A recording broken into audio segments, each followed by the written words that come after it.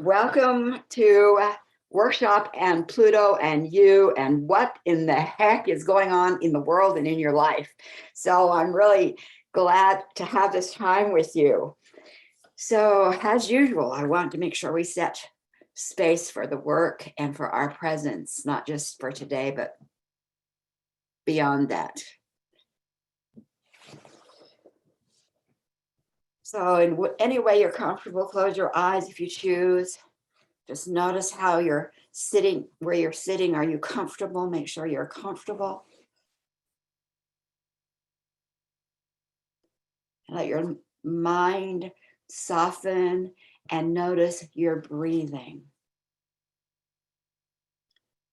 The breath coming in through the nostril.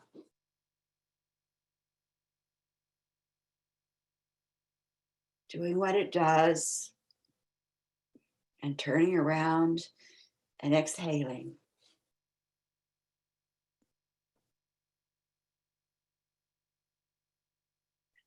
And let the focus on your breath bring you to the very important information that you are here present in this moment.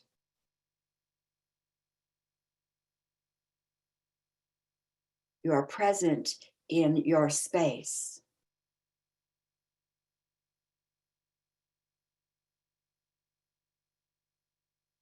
You are present in your physical body.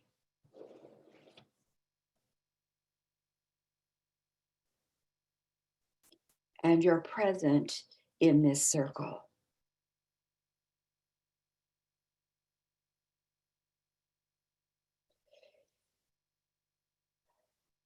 And you and this circle is held in the weaving of divine good in the sacred ground of sovereignty.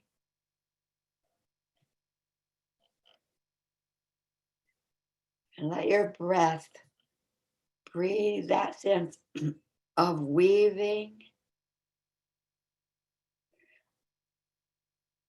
of breathing into a clarity of that weaving.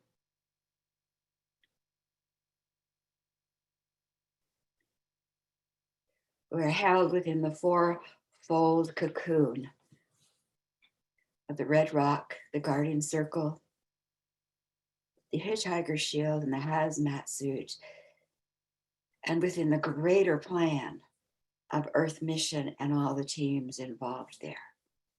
We are at a momentous time.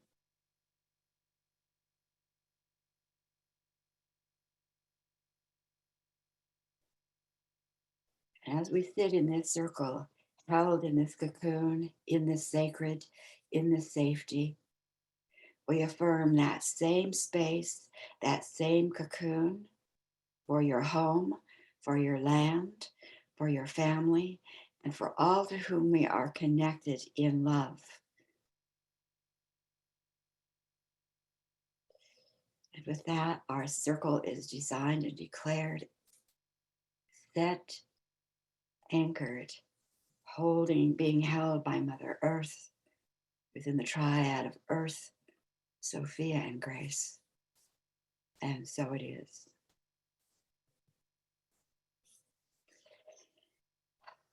Welcome, everyone.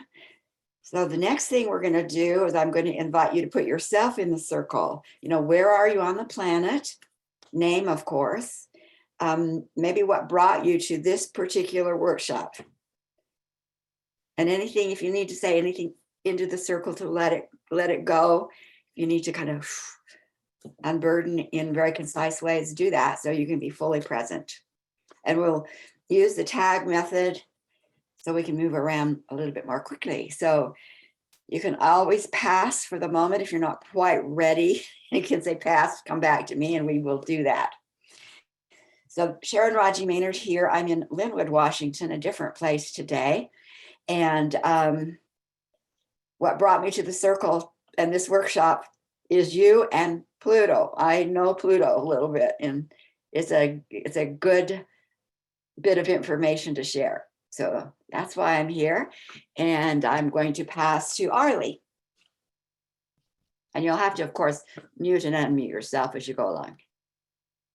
Hi, I'm Arlie. I'm in Eastbourne, New Zealand. I came to this class because everybody's talking about Pluto energy, Pluto energy. I am not big on astrology. I'm working on learning more because I know almost nothing. So that's why I'm here, and I will choose Cinda. I'm Cinda. I'm in Portland, Oregon, and I'm here because it just seems like Pluto keeps coming up over and over and over and over. And I have found, especially in some other women's groups, sorry, I just dropped something. In other women's groups I belong to, it's really helpful to be able to talk to them about what's astrologically happening in the world, which might explain what and why they're going through what they're going through. But in these particular circles with Sharon, and Pluto keeps coming up, it is so interesting and curious, and with that cutting sword. So I have my sword ready, my Pluto sword to cut any ties. And I have my workbook ready. I've already actually done a lot of it because I'm just really curious. Oh, and I also wanted to say this. There's an astrologer that I follow online that I'm actually related to, and he was sharing his. Did someone say something? Oh, okay. But really quickly, he shared his chart, and he was saying, oh my God, my life is about ready to explode. Things are going to get really tough for me. I need everyone to hang tight, hold me in your hearts and loves, and hold space for me, because things are just going to get scary and weird. And I really need you guys to help me through it. And someone posted in the comments and said, just transcend. You don't have to let this astrology dictate. And he posted back, astrology is based on science and facts, and there's no transcending the planets and stars. And I went, are you kidding me?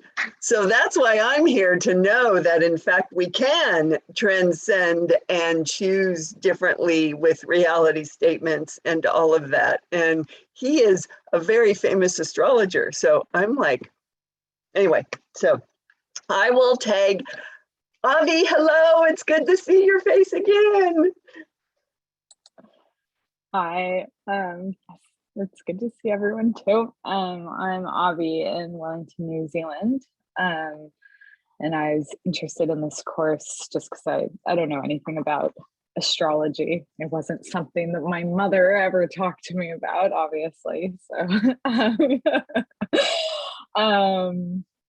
So yeah, just interested to learn. I have woken up this morning feeling quite sick, headachy, and gross. So I might, as soon as I sat up, like, this might not be a good idea. So I might disappear shortly and catch the recording, unfortunately.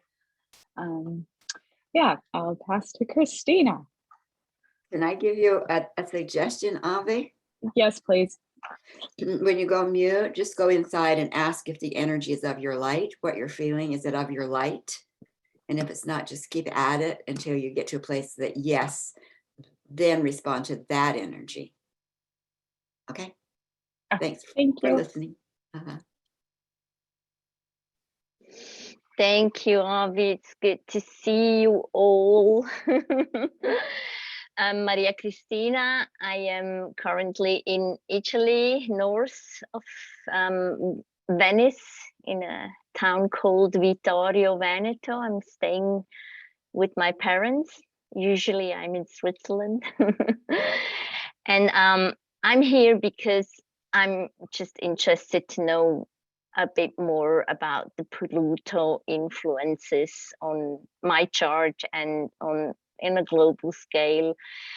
I know a little bit about astrology. I studied it many years ago, but I'd never gone into deep, and I forgot a lot. So I'm really grateful to be here with you. And I pass to Angelique. Thank you, Christina. Hello, everyone. I'm calling from the Netherlands, from Europe, from the West Coast, and it's called The Hague, the place where I'm living.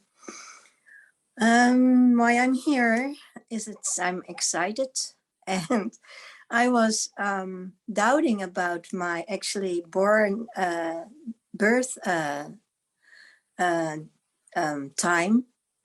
and I have had several charge during my life. And now I thought this is an important moment, and I really want to know if this is the right time I've been born. And it was. So it's 5:55 in the morning. And yeah, so it's the same time. And I'm curious, really curious to know what this energy of Pluto is influencing in my life at the moment in this time, because I'm in a very, active transformation process going on. And I love to know in what way I can support this, not only for myself, but for the ones around me and for the Mother Earth. So that's my curiosity. Thank you. And I go to Sheila. Hi, everyone.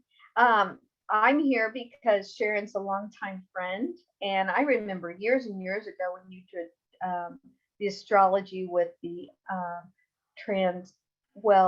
the transformation from each.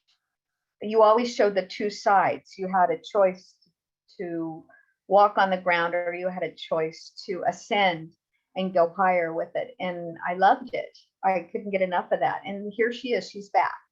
And of course, on the internet, everywhere you go, it's all about the astrology, and I haven't got a clue. So that's why I'm here. And thank you. Oh, I'm outside of Moscow, Idaho. I'm in northern Idaho. And I'm going to choose Audrey. Have you spoken? Hi, I'm Audrey and I'm in Northeast PA, and I am learning about the astrology and the significance of it. Just interested to see how Pluto is going to show up in my life and the life of everybody around us, and how I can support them and Gaia. I also like to add that I would like to ask the ancient ones and the ancient astrologers to facilitate the process of downloads for us if possible, and codes, so that we could have a greater understanding of what we're learning today. So there's no resistance, and releasing all resistance to that. I am complete, and I would like to tag Sharon Alexander. Thank you, Audrey, and hello, everyone. Always great to be a part of these groups. I'm a curious one, and the little bit I've learned from Sharon in the last astrology workshop just was amazing, seemed spot on. So I'm here in addition to some of the reasons you all have shared about learning more about the influence of Pluto, and to learn more from Sharon. I don't have a background in astrology. I have had some Vedic astrology readings, because that's more in line with my own personal training and background is with the Vedas, the historic yogic texts. And so, yeah, I'm always interested in learning more and happy to learn from Sharon about this approach. Thank you. I'm in Colorado. And it's a beautiful, beautiful 75-degree day, but a bit windy, so I've moved inside. And I'll call on Emma. Hello, everyone. Emma in Williamstown, Massachusetts. I am here to expand my understanding of astrology. I find that Sharon's interpretations are different than all of the stuff that I've learned, and it really enhances my understanding. Plus, it's fun to be with you all. So I will call on Andrea. Thank you. Hello, Emma and everybody. Yeah, I'm here in San Francisco. It's a beautiful sunny day. It's a farmer's market day. And I'm here I just, I want to be the captain of my own ship, and it's been a rocky time. And I want to be at the mast of the ship directing whatever's coming down the pipeline. So I'm grateful to be here. And I'm calling in. I just keep thinking about like chaos is always what comes before big new creation. So just excited to be part of the co-creators. And let's see, Denise, have you gone, or Deborah? Either? Why don't we go Denise and then Deborah? Denise, yeah.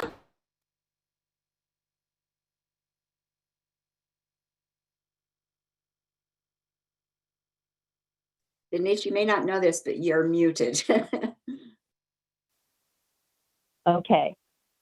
Okay. Hi, Sharon. Hello, everyone. It's nice to be here. I'm really happy you're doing this, Sharon.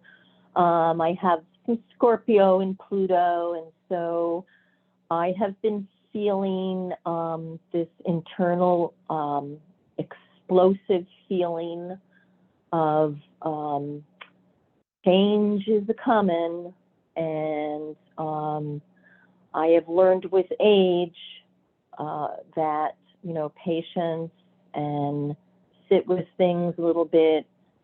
But boy, this energy the last couple of weeks has been, woof, it's taken me for a ride. So I'm really happy to hear what you have to say and to learn. I love astrology. From the very first time I heard that Carl Jung, used it as part of his diagnostic tools with patients, I was hooked, and I've learned and dabbled in it over the years. So thank you very much, Sharon. And I'll turn it on to Deb. Thanks, Denise.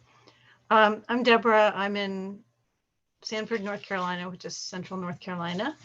And I'm here because I really know nothing about astrology and Pluto. So, and is it a planet or is it not? Oh my God. Yeah. Sorry. Bad joke. And my computer is not showing anything on the screen or me, so I may get off and log back in. And I'm trying to see who is still left. Oh, Sue, did you go?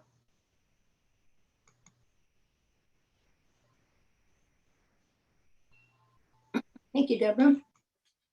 I'm Sue. I'm in Issaquah, Washington. Just started raining. Washing away all the old. Perfect. I'm here to learn about Pluto. And maybe going through astrology a little more. It'll stick this time. It hasn't yet. I just have a really hard time computing astrology information for some reason. But anything that has to do with big energy, I want to learn about because I want to use it to my advantage. And that's why I'm here. And is there anyone else who hasn't shared? Okay, back to you, Sharon. I think we've gotten everyone. Okay. Well, when I was in Boise, and that's where I met Sheila many, many years ago, there was an astrologer there, Jackie Bouchane.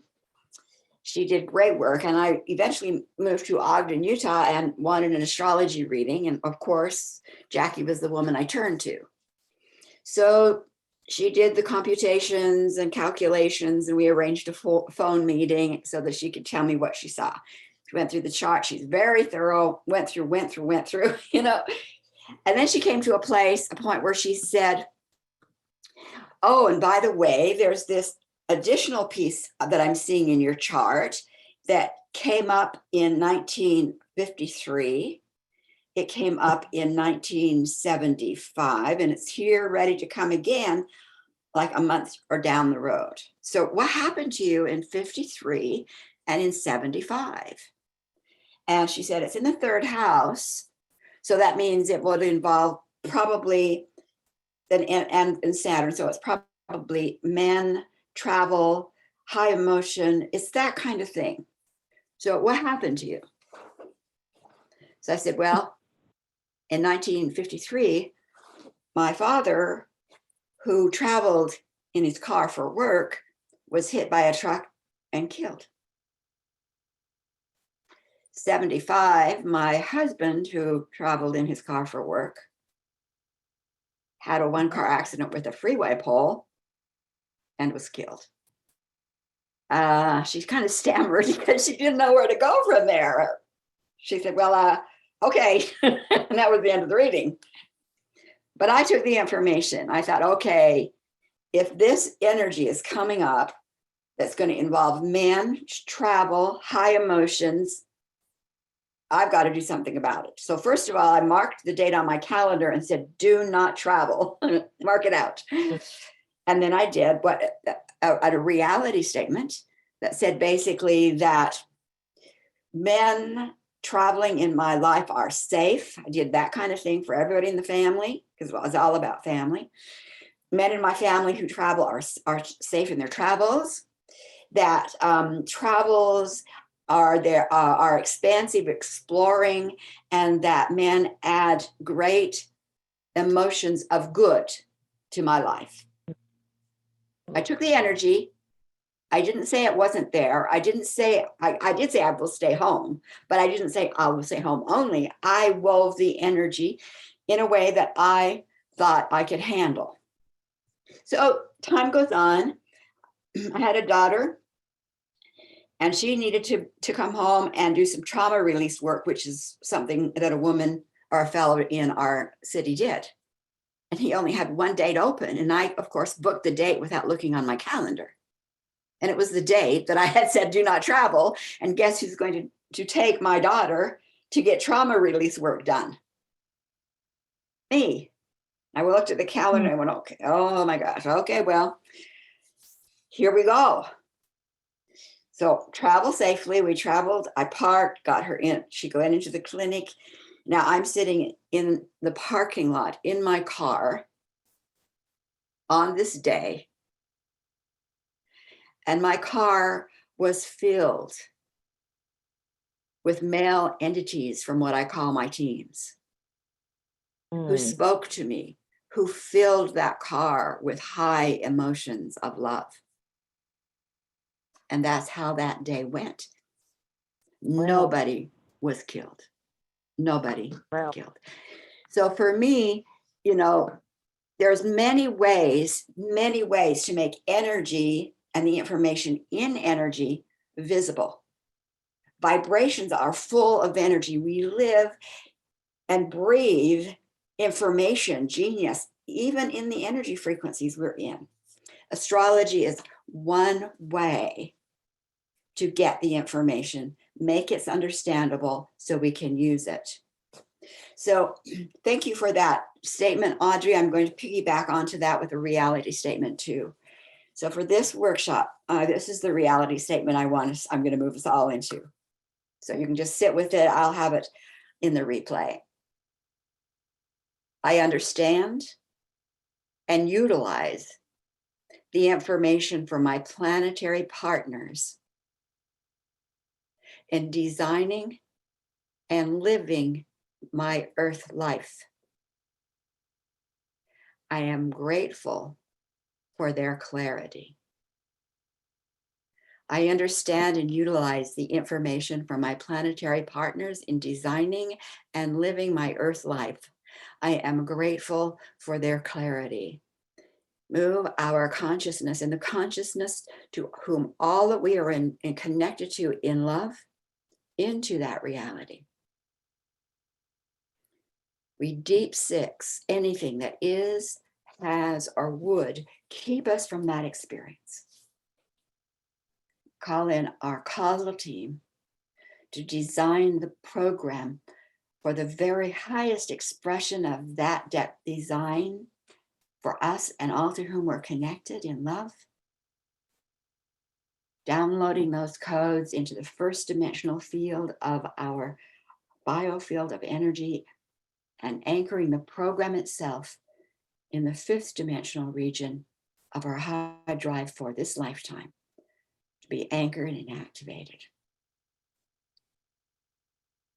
So just take a breath and sense or feel the energies from planetary systems and forms that have an intelligence. They are not innate, and they are there, alive, holding you, beaming you energy in a way you had asked them to. They are our partners.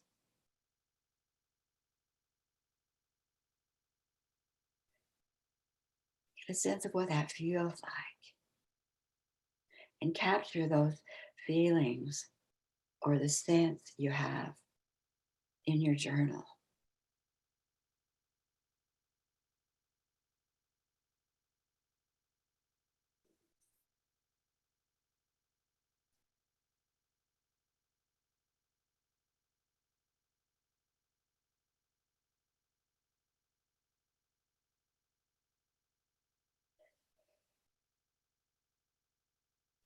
Okay, so here we are. You know, the planets are very powerful in our lives, and we hardly notice them except for the moon, which isn't really a planet, but nevertheless part of the whole system. And they're always at play.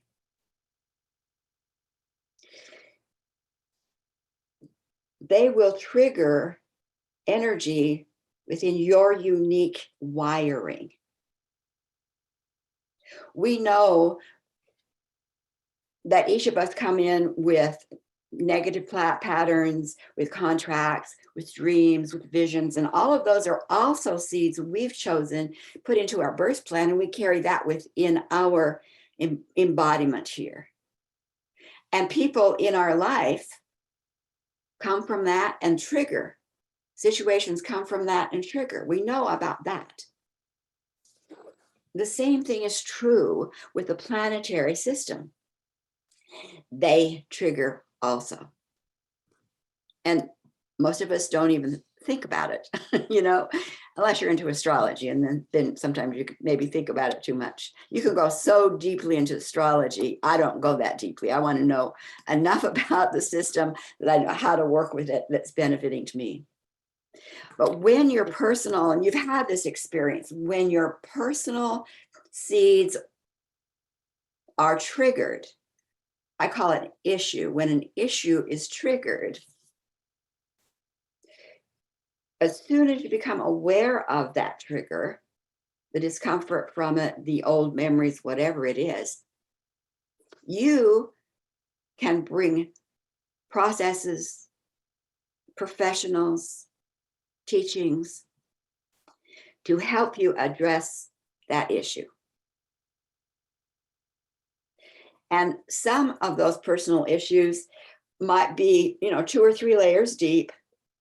So you do, do a tag and transform, you rewrite with a reality statement, you do a brain balance, and that issue just dissipates because the issue itself is what's calling to you to be transformed. Now, some of our issues are very, very deep, very convoluted. And so sometimes every time we bring a package of processes to the issue, it lessens it, and we can tell, and it lessens it, and it lessens it, and then it's gone. So issue-based triggers, usually you get a feedback pretty quickly. Yep, this is what's gone, and this is what's left. This is what's gone, this is what's left. And you can keep working until the issue is no longer actively triggering for you. Well, not so with planetary influences. And that's why it's important, I think, to know about these planetary influences. If a planet moving through the sky, which we call transit, if a planet moving through the sky hits one of your personal planets, your natal planets, it triggers that natal planet. So let's say that you have a planet in the 3rd house or let's put it in the second house of resources. And so resources you've had to work with and work with and work with. You've done really good with the issue basis, why you feel lack, what you still believe, what you took on, etc. But let's say Saturn moving through the sky hits that same planet in the second house. Now, Saturn isn't as long lasting as Pluto for sure. So let's say for 3 months, that Saturn is sitting right on that planet in your financial house. And it's why in the world does your bank account keep coming up short? You thought you'd mastered that. It's like you get to revisit a lot of things because Saturn sits there, and you might do your processes. It doesn't look like it feels like the processes don't work. Do another process and Saturn's just sitting there, not moving. So it looks like the process doesn't work. It's only when the planet like Saturn moves off of that sensitive area in your chart that all of your work shows up. So sometimes you may have had a planetary transit sitting on a particular issue in your own natal in your life. And you've done work and work and work and work and work and nothing's happened. It may be a planetary. The planetary doesn't show you piece by piece, like an issue based. Do you understand? Or do you have questions around that? So with Pluto, that's a big deal. So what we're going to do is, of course, let me get this other up. You've got your workbook there. Astrology is just a language. And it's a language to help make energy visible. So I'm going to share the screen and we'll go through this kind of quickly because it's right in your workbook. Let's see, I have to see which.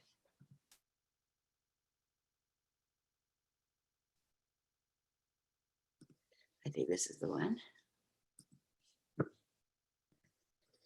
So you just got this one, composition of an astrology chart. And we're going to go through this. Some of you may know this already, some of you may not. So when you look at an astrology chart, this is kind of the basis. So there's the houses, 12 different segments, the different houses. The bottom of here is called the nadir. It's the base of the chart. It's called the nadir. Over here is the ascendant. These are determined by the time of your birth because the ascendant represents the sun is rising. So if you depending on what time you were born would determine what the ascendant is because it represents the time the sun's coming up. We have the signs and we have the planets, and we'll go right on. I think we can go right through here. So here's the planets. And you've got those. How are you wired? It's like, we could use the metaphor of a computer, and we'll use that, although, it's not exactly right. But it's like, how is your computer wired is how you are wired. It's represented by these planets. How are you wired? And why are you wired that way? Why did you choose that particular time and place? Mainly the time and place to have these planets in the heavens in their particular positions. It gives you, it's not your ego. Ego comes from the stories that you live in, the box you create from the different stories that you either make up or inherit that you get to change. The ego is going to always reflect, conscious or unconscious, the stories you hold about yourself, about life, and about others. That's the ego. This is a whole different wiring. This is more like a core wiring. And it's more difficult to change this. It's almost like you have to learn to work with it. But if you don't even get past the ego to get to your core wiring, you're always just working in the ego, trying to figure that out. An example of this kind of wiring is when I was teaching at a preschool, and the way we looked at the children who came into our preschool was we would observe and watch them, and we would see what innately they did. And said, if they continue with that behavior, with that focus, with those kind of personality traits, what would they be in an adult body?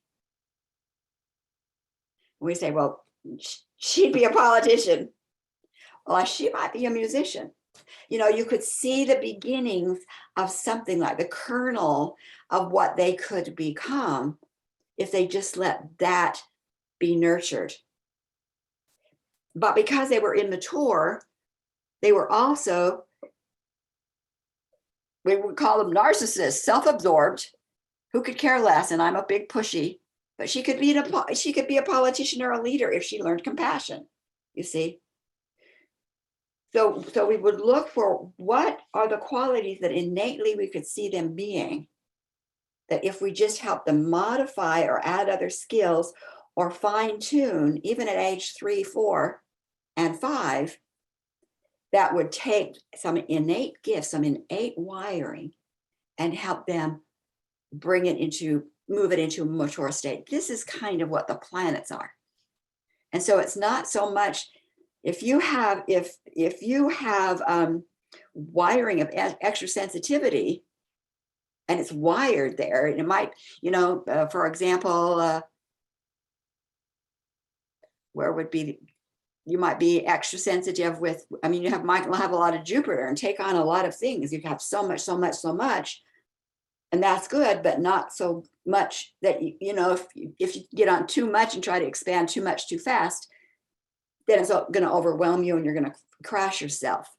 So knowing a little bit more about what your natal planets are gives you that wiring. Now, we're not going to talk about wiring. We did a little bit about that in the last class. But that's what the planets are all about. Now, the signs are how the energy is going to show up. And it usually shows up because of the stories you've been, given. And so you can change the stories. And so this part of the astrology chart is a lot more easily changed. But if you don't know about it, you can't change it. So this is how the energy is going to show up. And this is where the action will be visible with the planets and the signs and in some section of life. So to understand astrology, you find the planet and what definition that planet calls out to you, either because you're doing it or you want to do it. So each little kernel has a planet with a definition. It has a sign with a definition, and it has a house with a definition. Now you can say, here's an innate gift that will show up through this story in this area of my life. And that's a basic way to understand the language of astrology. Okay. Now, any questions to this point?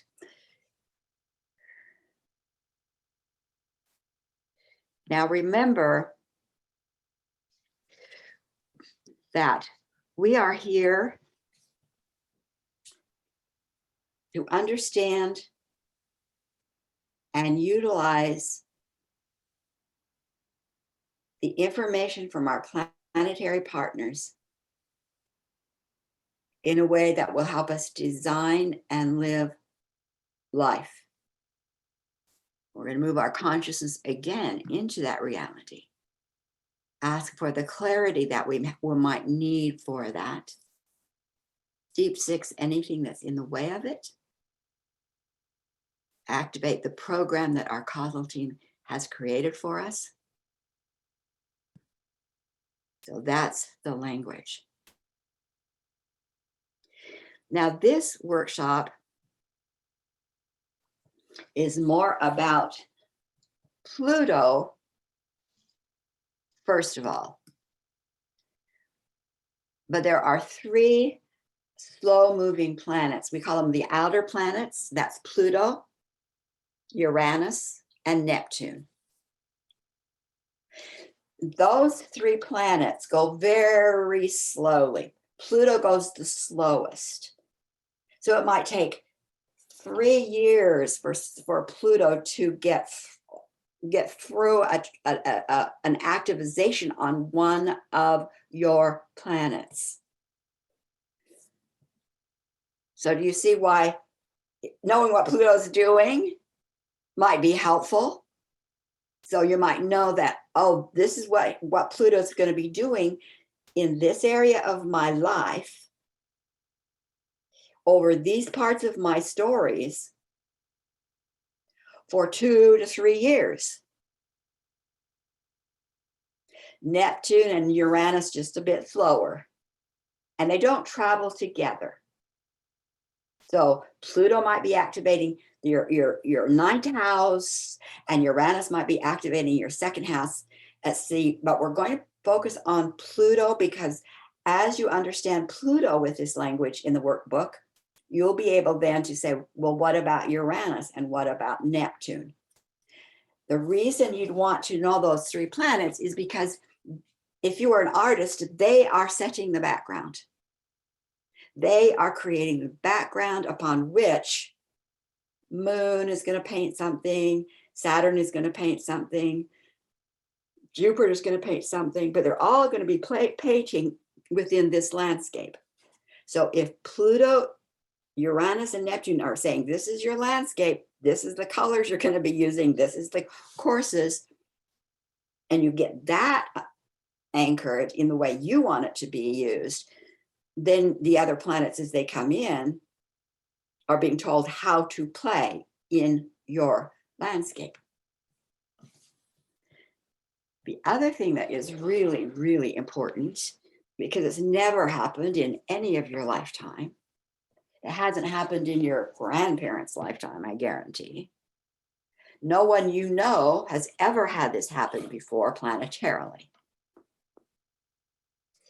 And that is the impact that Pluto is having on the United States. So those of you in the United States can participate, and even those outside of the United States can participate because we're all one in calling this country to a greater expression of itself.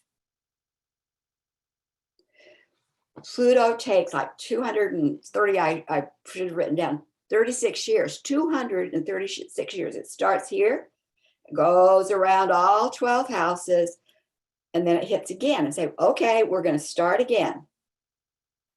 You will not live 236 years. That's why it's never happened in your lifetime, nor do you know of anyone that's living that it's happened to. No one has lived that long that you are aware of or that I'm aware of. The United States, a different story. So here we have this nation, this form. Pluto started, and now it's all come all around full circle, and it's got what's called a Pluto return. Say, what are you going to do this time, buddy? Pluto is going to call you to something greater, and even something greater, and maybe something even greater than you even thought possible. And it's not going to let go of calling you, even if you've answered. You know, if you don't begin a relationship with Pluto, Pluto might think you're, keep pulling and pulling and pulling because you've never said, hey, Pluto, I think I'm on the right track here. You don't need to pull me now. Start giving me steps, you know? Pluto is going to call you to something greater that's beyond you. And Pluto doesn't stop.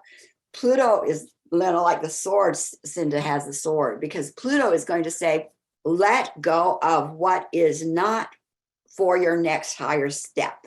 Let go of it. And it will feel like that Pluto is just ripping things away. You won't know it's Pluto, but why are these people showing up in such ugly form? And why are they leaving me behind? And what happened to my job? And what do you mean I just lost my house? What do you need to let go of? In what area of your life that will give you the freedom and the flexibility to look around and say, what is my greater? Because as long as you are holding off with great tenacity to what you've built, no matter how lovely and beautiful it is, as long as you're holding on to what you've built, Pluto is going to keep pulling. It will feel like you're struggling all the time. And what Pluto is really wanting to do is to let go, for gosh sakes. Come on, let go. We got things to do. We got masses to impact. So how would that look in a country's life? And I'm just going to address this right just this time. And how would it look in a country's life? And what would you as a citizen do into the consciousness of the country that says, let go of the old. I'm naming this and this and this and this. I won't say the word, but I don't want that anymore. One of the things we've started doing in circles is saying, stop. I listened to an interview with Alina Zelensky, I think is how she says her name, the president of Ukraine's wife. And she had 2 words for everyone, especially the leaders of the country. Stop war. So we've been saying this, in some of our circles, stop. We've had enough. We know it's there, and we won't have it anymore. Pull it out and get rid of it. Pluto, that's what Pluto wants us to do, and it's there to help us do it. So if you want to help any country, but the United States needs a lot of help of letting go of a lot of, SHIT. So what about you? So this is where we're going to start.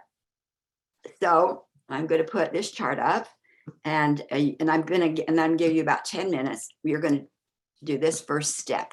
So here's a chart, and you're going to use your chart, and you're going to see if I can find, there we go. I haven't used this little drawer thing for so long that I'm not sure, but I think this will work. So here is you're going to look in the outer circle. That's the transit area.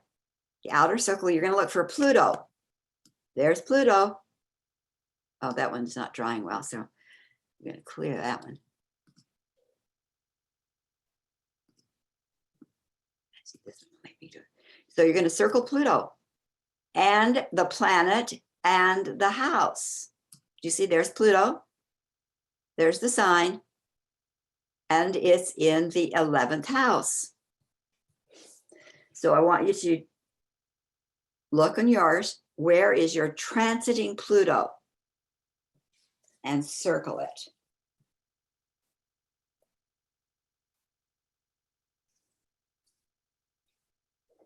I'll give you about 5 minutes for that. And I'm going to give you 10 minutes because I'm going to do 5-minute break after that. So circle your Pluto, take a break, and we'll be back here at 2 o'clock. Hey, Sharon. Yes. Denise, yes. Denise, can you send me that in an email real quick? Because if I have it in an email, I can pull it up on my cell phone. The one that I'm showing? Yes. I could do that. It should be, it should be in your book, but and you'll find it in your, oh no, it's in your book, but this will show you in your own chart. So I can do that. What book? I don't know what book you're talking about. Is that the workbook you got? I Did sent you you the send work. that out? Yeah, I Email? sent it to you email along with your chart. Yeah, boy, I haven't seen it. Oh, that's going to be hard. Okay. Yeah. What, do you know what day you sent those out? I sent it out yesterday. I can go back and send it and see about send it to you again, but yeah, I don't know why sometimes it's hard for you to get that, but I'll definitely go back. Stuff and sometimes I don't. It's kind of weird. I know. Yeah, that is weird. But I'll send this to you too, okay? Okay, thanks. Sharon, it's Cinda. Can I ask a quick question too? Absolutely. Okay, so the question I had, it's easy for me to find my Pluto on my chart, and I can see where the house is, but all of the signs, the astrological signs are on the lines. And so which sign does Pluto go with on this chart you're showing us? Is it going with? In the chart I'm showing you? Yeah. It sits right within the 11th house. This one does. Yes. And then which sign is it under? The sign right there is, see, this one is Capricorn. You have to look in your workbook. Yep. And then so you've got Pluto in Capricorn in the 11th house. That's how that would work. Because I have to stop sharing this. Oh, okay. I got it. So it's that little, it's that little symbol that's underneath the Pluto symbol. Got it. Yeah. Got it. I was confused because I was looking at the outer ring. Sign. Oh, okay. I see where you, I think I see where you were looking. Got it. Thank you. Hi, Sharon. Yes. Hi, Sharon. Audrey. Can you help me take a look at my personal chart for a moment, just to help me find what you're talking about? Yeah, just a minute. Let me get this off to Denise. Okay. I don't know why she didn't get that. Yeah, I'm looking at all of yesterday's emails and it's not here, which is so strange.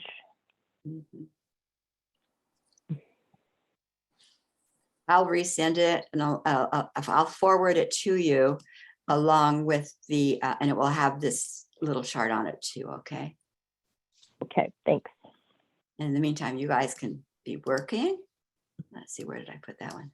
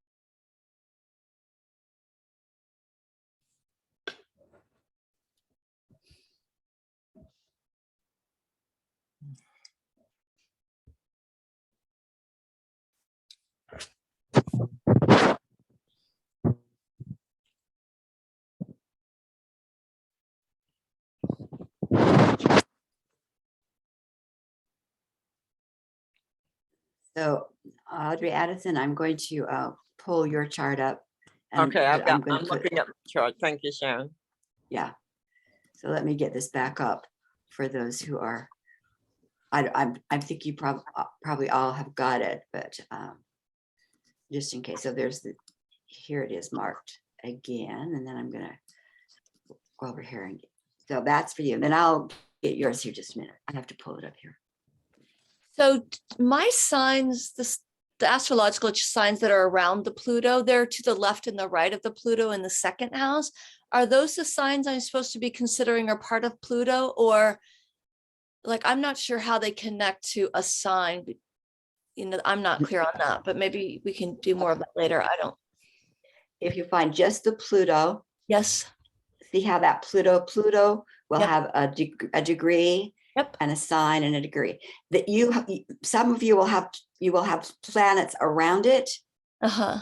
You may have planets around it, like down here. You see all these planets all grouped together. Uh-huh. Okay. Oh, Just do the Pluto for now. I got it. Okay. Got it. Thanks. It was I have to stop sharing in order to get over here to Audrey's.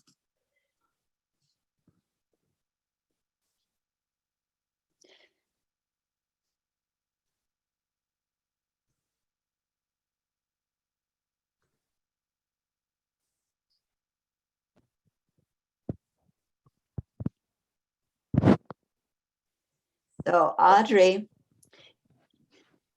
Addison, Yes, I'm here. your Pluto is at the very bottom of the chart. See that red? It looks like a little lobster. Okay, I see it. All right. So just circle that. It will have the same numbers that mine has, because Pluto's the same in the sky. We have the same numbers. It's just a different place on everybody's chart. So just circle. I could show you this way.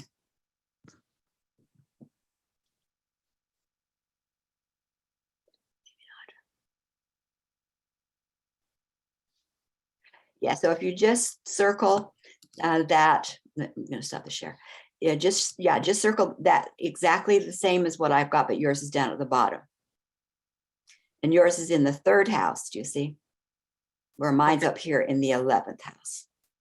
Okay, I see the third house. Oh, no, yeah. mine's in the 10th house. I'm sorry, mine's in the 10th house. Yeah. So yours- what else am I supposed to be looking for? I know nothing about astrology, Sharon. That's all you're looking for right now. Where Pluto is. Okay, and the third house, what is the significance of that? We'll talk about that in a minute. Okay. All right. And Okay. and that sign is the Capricorn sign. So we'll talk about that in a minute too.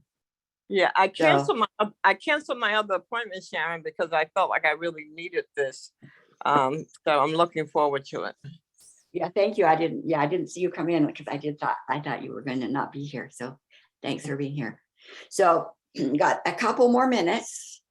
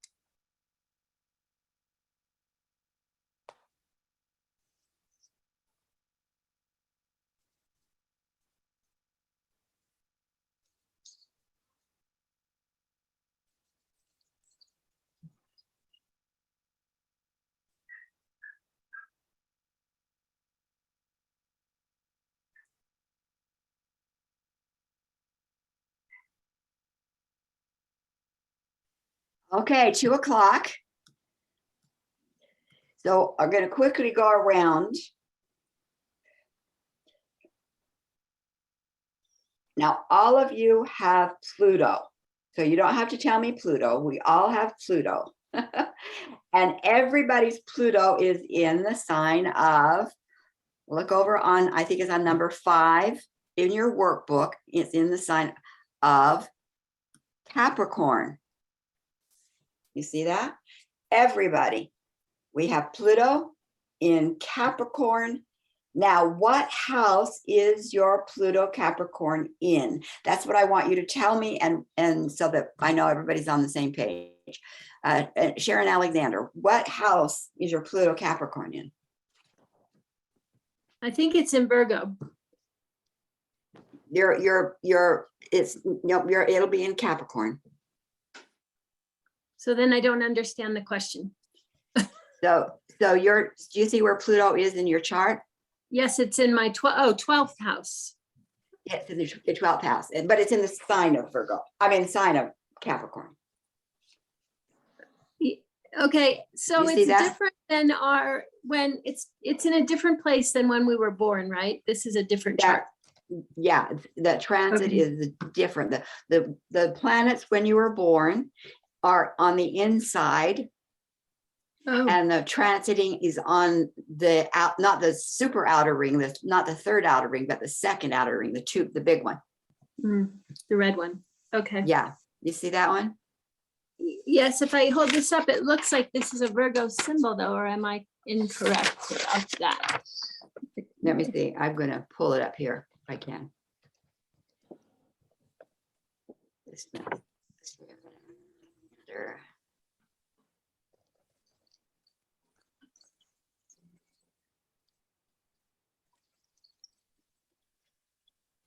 Okay, Sharon, I'm going to come back to you because I'm going to pull it up here because I can see it better. you. What about you, Sheila? What house is yours in? Sharon, did you say Sheila? Sheila?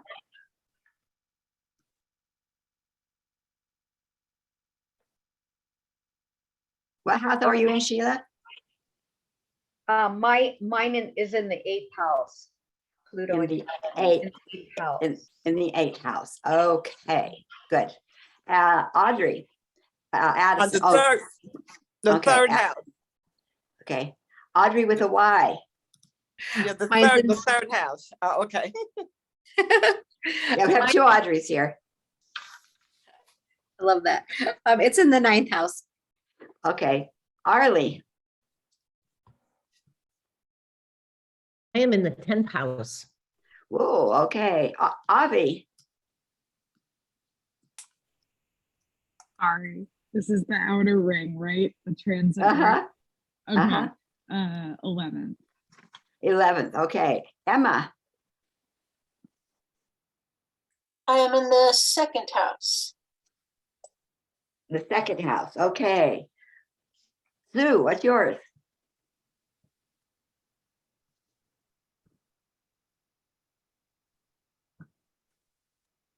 Okay. I thought I had this right. So there's my Pluto and there's my 11th house, right? I'm pulling your chart up over here. Your chart, your Pluto is in the 10th house.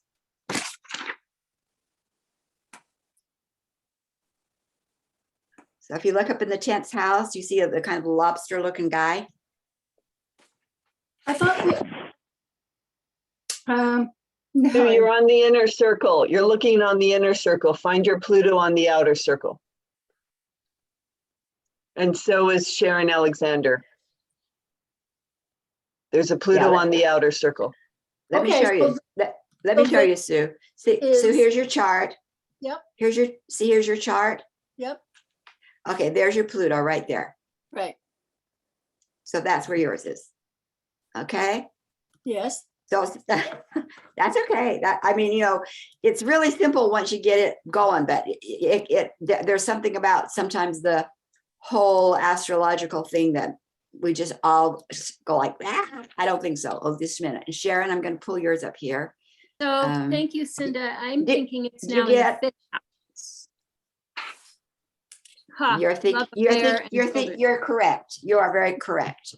So I'm going to show just because showing yours might help somebody else clarify too. So here's Sharon's. See, she's got it right here in the 5th house. You see it? Okay, Angelique, what house is yours in? 4th house. The 4th house. Denise, do you see where yours? Oh, you don't have. Did you get your chart this time? I resent it all. I did, and I think I'm looking at the 8th house. Okay, good enough. Deborah, what's yours? 1st house. Alexandra, have you got yours? Do you know what your Pluto's in? Yes, mine is in the 4th house. Okay, let's see, Christina. I don't think we've seen yours. Second. Okay, does everybody now have their Pluto in Capricorn and the house it's in? Everybody good with that? Okay. Wait, so what's the Capricorn mention? Oh, you mean, I know mine's in the 2nd house, Sagittarius. Oh, no, you got the wrong chart, I think. Let me pull that one up for you. The one you sent. Because Pluto is in the same, it's in the same sign for everybody. You know, that when the transit comes along, the transit is there for everybody in the same sign. So here's yours, Andrea. So maybe I'm Pulling looking that at up. one you sent me before and Pluto's moved. No, Pluto, this is the one for today. And see, here's Pluto. Yours, Pluto is in the 11th house. The Pluto, transiting Pluto, we'll say the transiting Pluto. This is the transiting Pluto. And everybody if you go into the inner circle here, you would have a natal Pluto. Her natal, Andrea, your natal Pluto is there. I don't know what This I'm is- looking at then, because I'm looking at something you sent me. I guess it's the wrong thing. Yeah, it might have been another time. Okay. But I can send this off to you right away, okay? You probably, I'll find it. You sent me something yesterday. I thought I had opened that, but I guess I'm opening the wrong thing. Sorry about that. Yeah, I'm so glad that we took the time to do this, because if everybody was getting the wrong information, it wouldn't have been helpful. So thanks for everybody's patience in this. Sharon, you mentioned Yes. that Andrea's was in the 11th house, but isn't it in the 9th house? Oh yeah, probably. Yeah, it is. It's in the 9th house. Thank you, Sheila. Right. I think that very inner circle showing the houses, I think some people might have been missing that part. If you show with the transiting, looking at it with your own chart is helpful. So all of these planets right here within this red circle, those of that I drew up, all of these are your natal planets, and those are the ones that will get triggered. That's your hardwiring. That's information that's carried like your innate wiring. And then these are the same planets, but they're moving around the sky all the time. And so they're moving around the sky. And so these are called transiting planets. Sharon, are you showing us something because you're not sharing your screen? Oh my gosh, I'm not sharing your screen. Thank you, Cinda. I was showing you something really good there. Okay, here we go. I thought so. I don't want to miss out on it. Yeah. And just so you know, you didn't ask me. My Pluto in Capricorn is in my 3rd house. The 3rd house. So. Okay. So this is what I was showing you without showing you. Yeah, that's why we need collaboration. We need people in our life to keep us on track. This chart, and this is, your chart, if I didn't draw it up, your chart nevertheless will be similar to this, my different colors, but all of these planets in this inner circle, called the inner circle here, are planets that's where the planets were when you were born. They're called natal planets, the natal planets. They do not move, in a way that we worry about.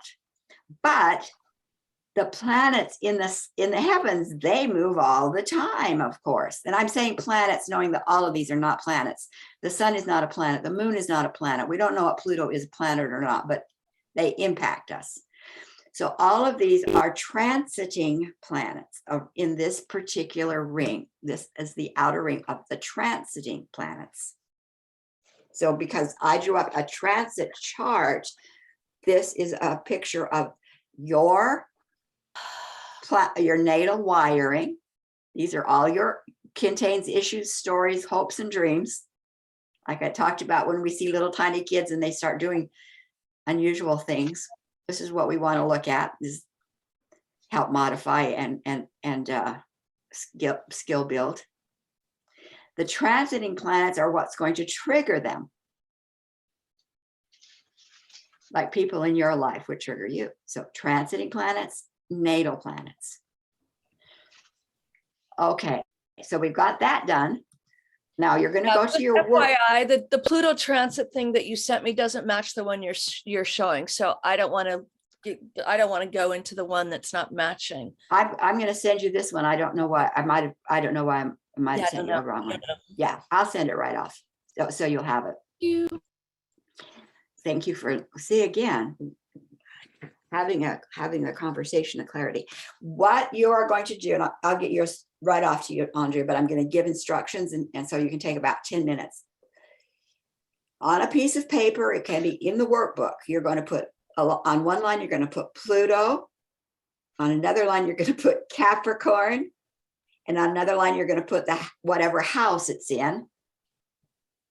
And you're going to go back to your book, and you're going to say, okay, here are the glyphs. So here is the glyph for Pluto. Pluto represents these various things. You're going to pick a word or two for each of those 3 parts. Pluto, choose a word or two. Capricorn, choose a word or two. These italicized words are often how it shows up if it's being used in a negative way. That's what these are about. So choose something for Capricorn, then go to the house and choose something for the house. Okay?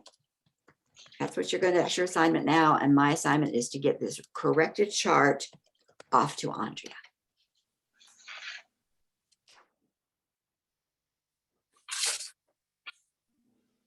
Yeah, I could be looking at a chart that you sent me in the past, but I thought it was, anyway, it does say Pluto transit, but it's not matching.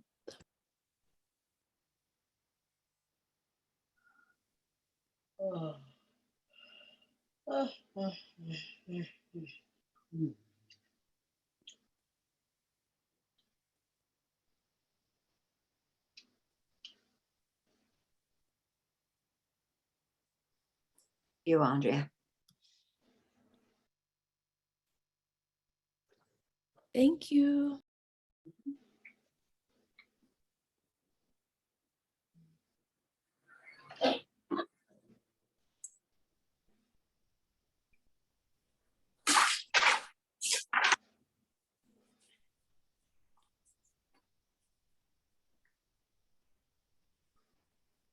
Erin, can I ask you Yes, something?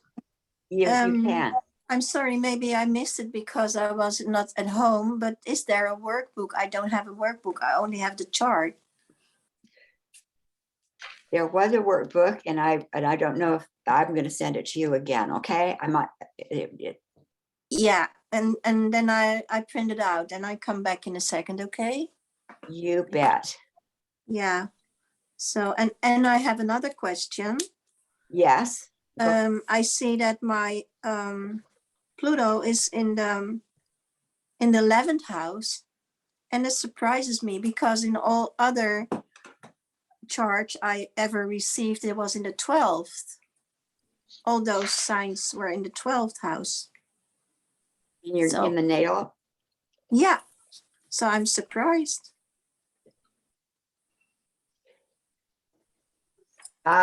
Yeah, I am too. I'd have to look at because the program figures out time and date, etc. So we can look let's look that up a little bit more deeply, but not right now. Let's go with where it's at, because what you're getting, you're not only just getting information, you're getting a process. Yeah. And so we're going to go slower to get the process. It's off to you, Angelique. Yeah. Yeah, I think that's okay. right. I go and print it out. Okay. Yeah, let me make sure I got it. Yeah, it's off. I will be back in a second. Okay. I have to go downstairs. Okay.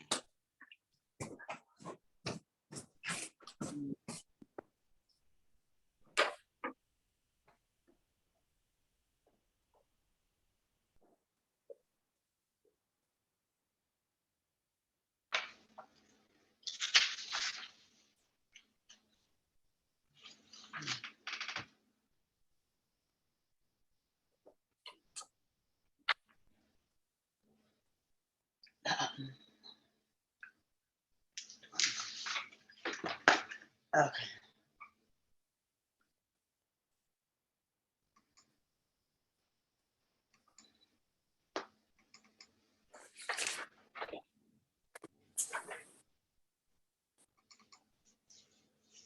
So Sharon, do you want us, I just want to make sure I'm doing the assignment correctly. Go through the list under each of the areas and then just choose 2 words that might resonate with you right now. Is that what we're doing? Yep, Okay, 1 or gotcha. 2. Mhm. And Okay. we'll be back in about one or 2 minutes, and we'll see how we're doing with that particular Okay. part. Thank you. Uh-huh.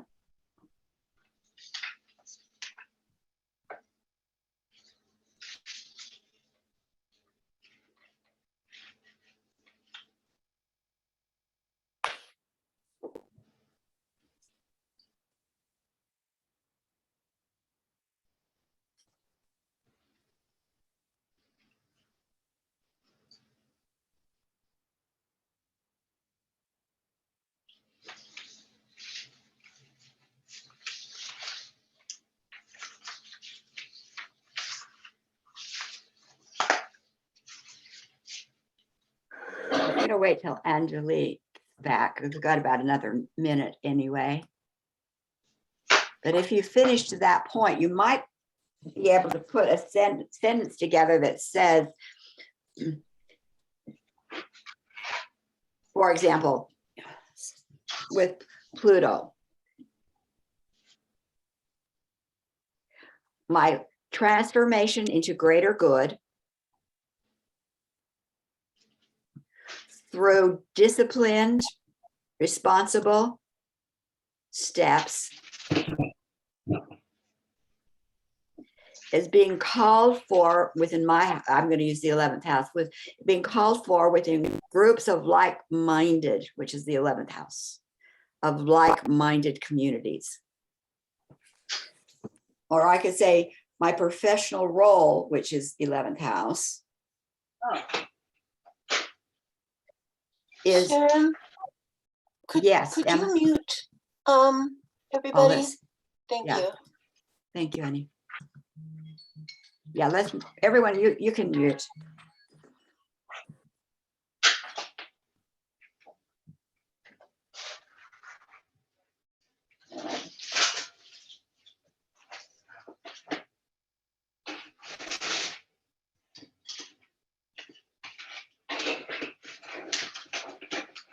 I don't know where that's coming from, Emma.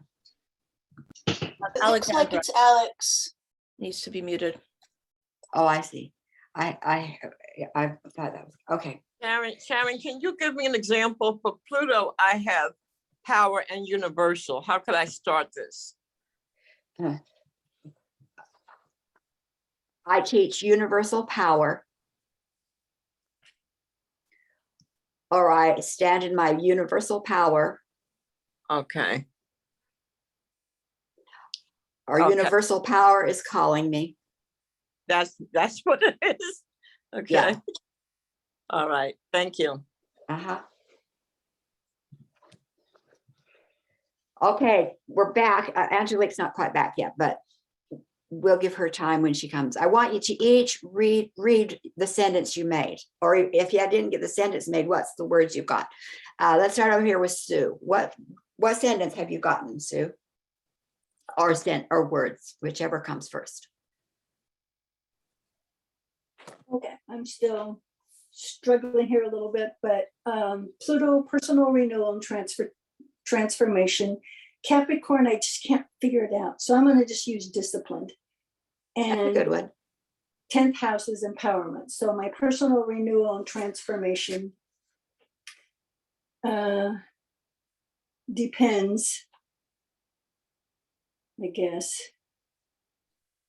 on my discipline and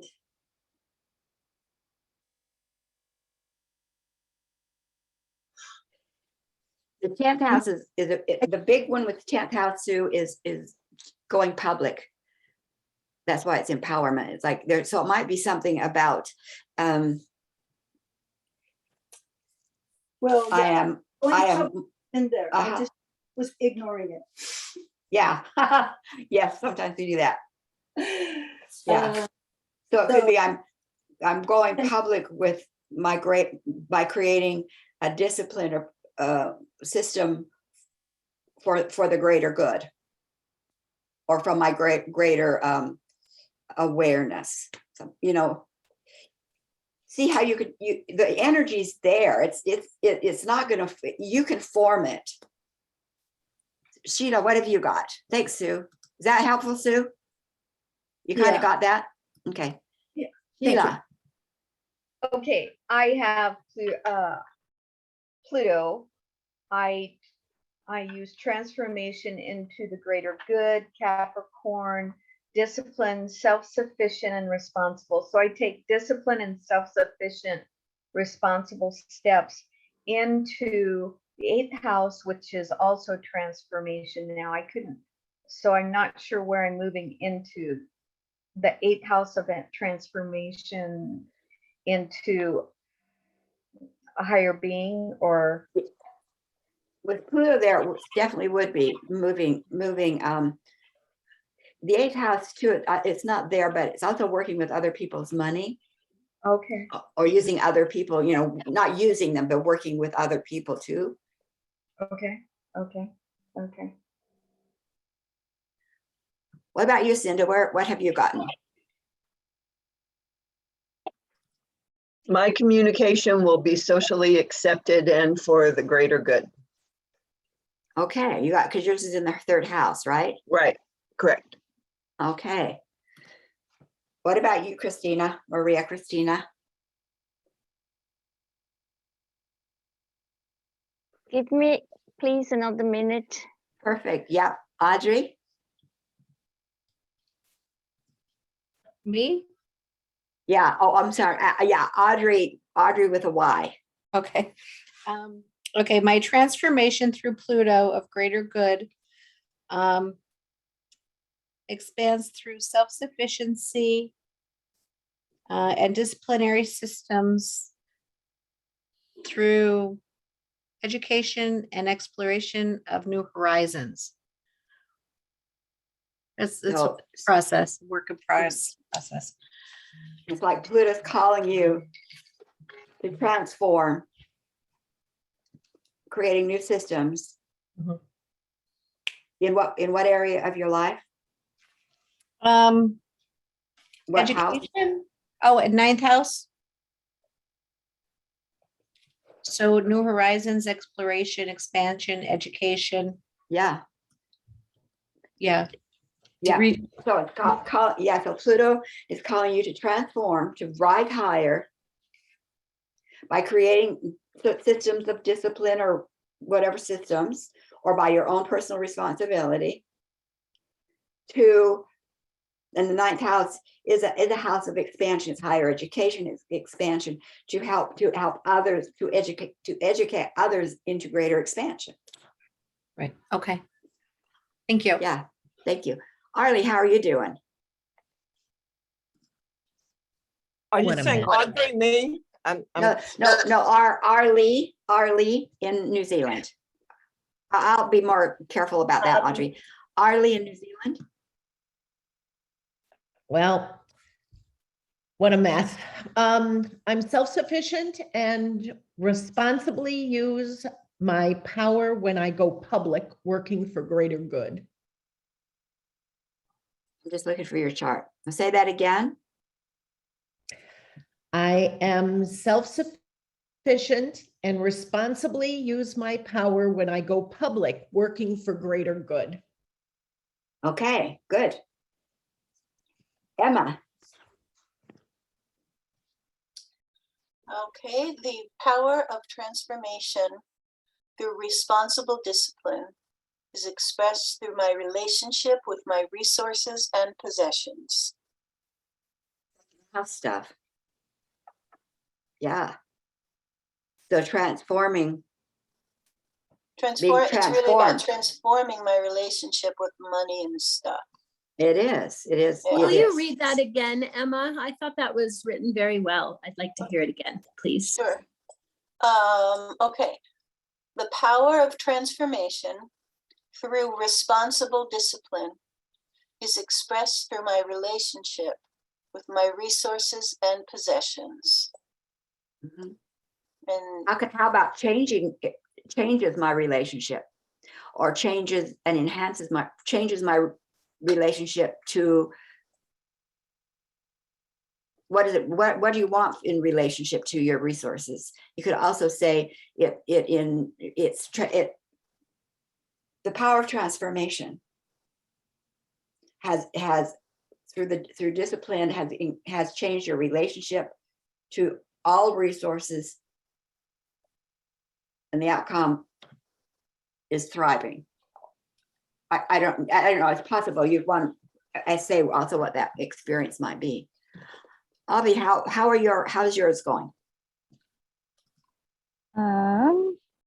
So I came up with universal powers calling me to transform ideas about social acceptance to find my path and meet long-term goals. Yeah. Got it. 11th house.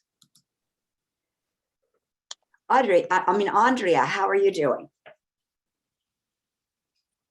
Doing good. Yeah. So mine is basically my transformation to greater good progresses powerfully with responsible self-discipline and support of like-minded groups and strategic alliances. 11th house again. Yeah. Denise, how are you doing? My transformation for the universal greater good empowers me with a personal renewal through joyful, responsible discipline, creating manifestations through and with shared resources, utilizing life's mysteries to transform lives for mine and others for the greater good for all. Great. Is yours in the 8th house? Yeah. See that shared resources of the 8th house? Yep. The 8th house is also sexuality. So you might find yourself like all of a sudden trying new things, but but shared resources is good. Shared resources is good. Audrey Addison, what have you come up with? Okay, so I have universal power is calling me into greater discipline and responsibility with regards to communication, starting with my brothers and sisters. Perfect. That's the 3rd house. No, fourth house. Well, I thought mine is supposed to be no, it is the 3rd house. Yes, it's the 3rd house. Right. That would be the brother. Go ahead. I just want to say that yesterday, my sister, who's not even a year younger than me, for the first time in her entire life said that she loved me as a result of me reaching out. I've said I loved her for years and years. She's never said it the first time, and I cannot tell you what it meant to me. Yeah, I'm sure. Yep, 3rd house. Okay, what about you, Alexandra? What's your sentence? And you'll have to unmute, sweetie.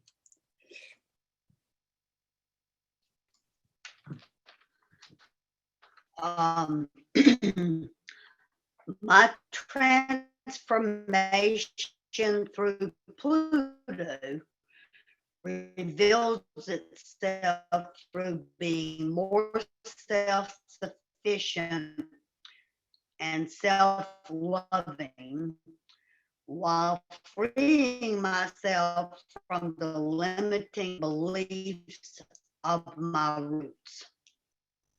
4th house, root. Suggestions? I no, that's really good.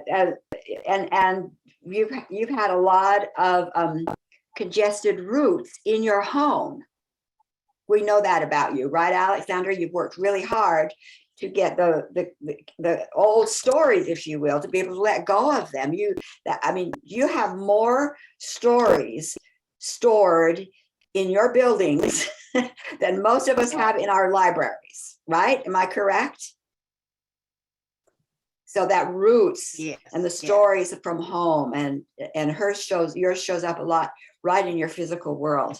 Yeah, good. Deborah, what about you?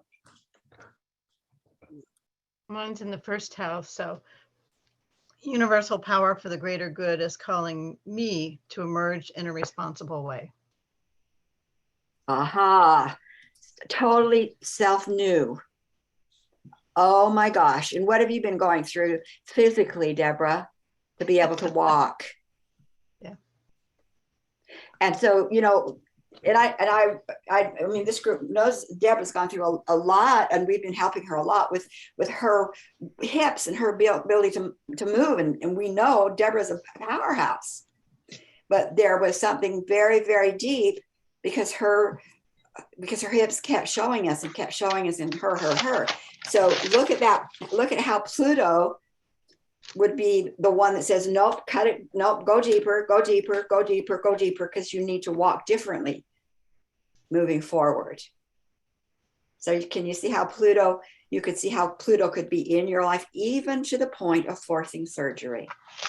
But you didn't just skip to surgery. You did a lot of inner work and search for what could be in the way, which was the journey. Kudos, Deborah. What about you, Angelique? What have you gotten there with those 3 words? Through personal renewal and transformation, I serve the greater good, feeling self-sufficient and universally connected. Whoa, have you been going through that? Yeah. Yeah. See, your Pluto is in the 4th house. And 11. Home. Mm-hmm. Yeah. Yeah. Right. Yeah.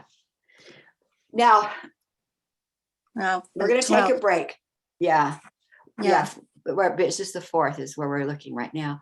Can I before we have yes, a break? Maria, yeah, yes. Did you already share? Because we're going to do a break. Is that what you want? Is that what you're saying, Maria Christina? No, I would like to share my sentence. Yes. Me too. Although Sharon Alexander. Okay, I don't have a list here. I'm trying to keep it in my mind. Doesn't work well that way. Okay, Maria Christina and then Sharon Alexander. You're doing fantastic, Sharon. You're doing fantastic. Now, this for me is really interesting because I have Pluto in my 2nd house and I don't have any other natal planets in there. And I have Saturn transiting also in the 2nd house. And I am struggling with finances, with money. And so I only have half the sentence about the Pluto and the Capricorn. And for the rest, I can't get to a full sentence now in this moment. So what I have is I use my power of transformation in a socially acceptable and disciplined way. And then I'm like, it's like a blockage, prove myself to myself. Yes. Money. Yes. But the transformation is all about opening the resources, right?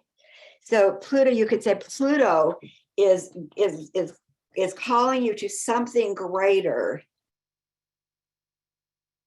that will cause you to totally restructure, which is Capricorn too, your view of the resources unlimited that support you.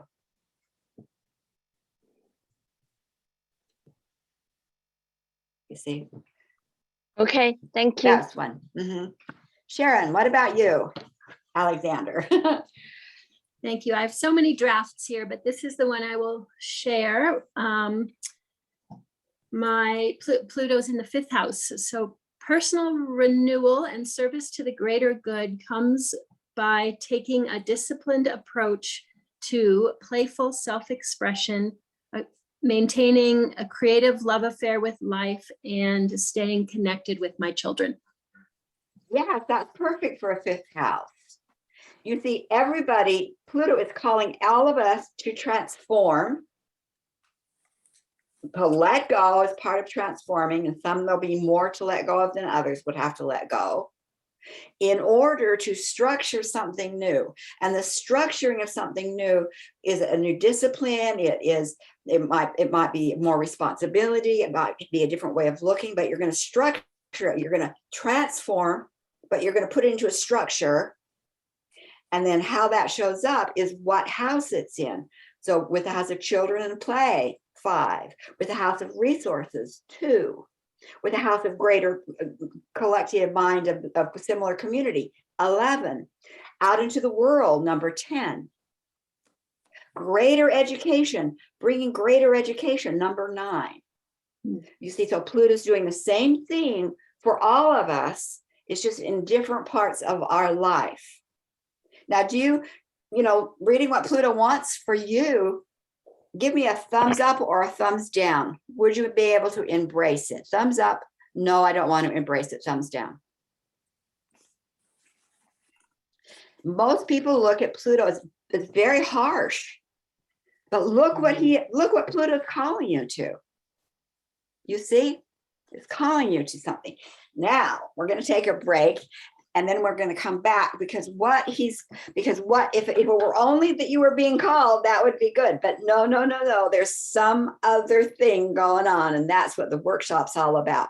What is the challenge? What's there to kind of be unlocked also? Okay, so is 10 minutes enough for everybody? Okay, so we're going to come back at about, let's say 50 after the hour, and see where we go from here. Sharon, can I ask a quick question? How long is Pluto going to influence our lives? When did it start and when will it end?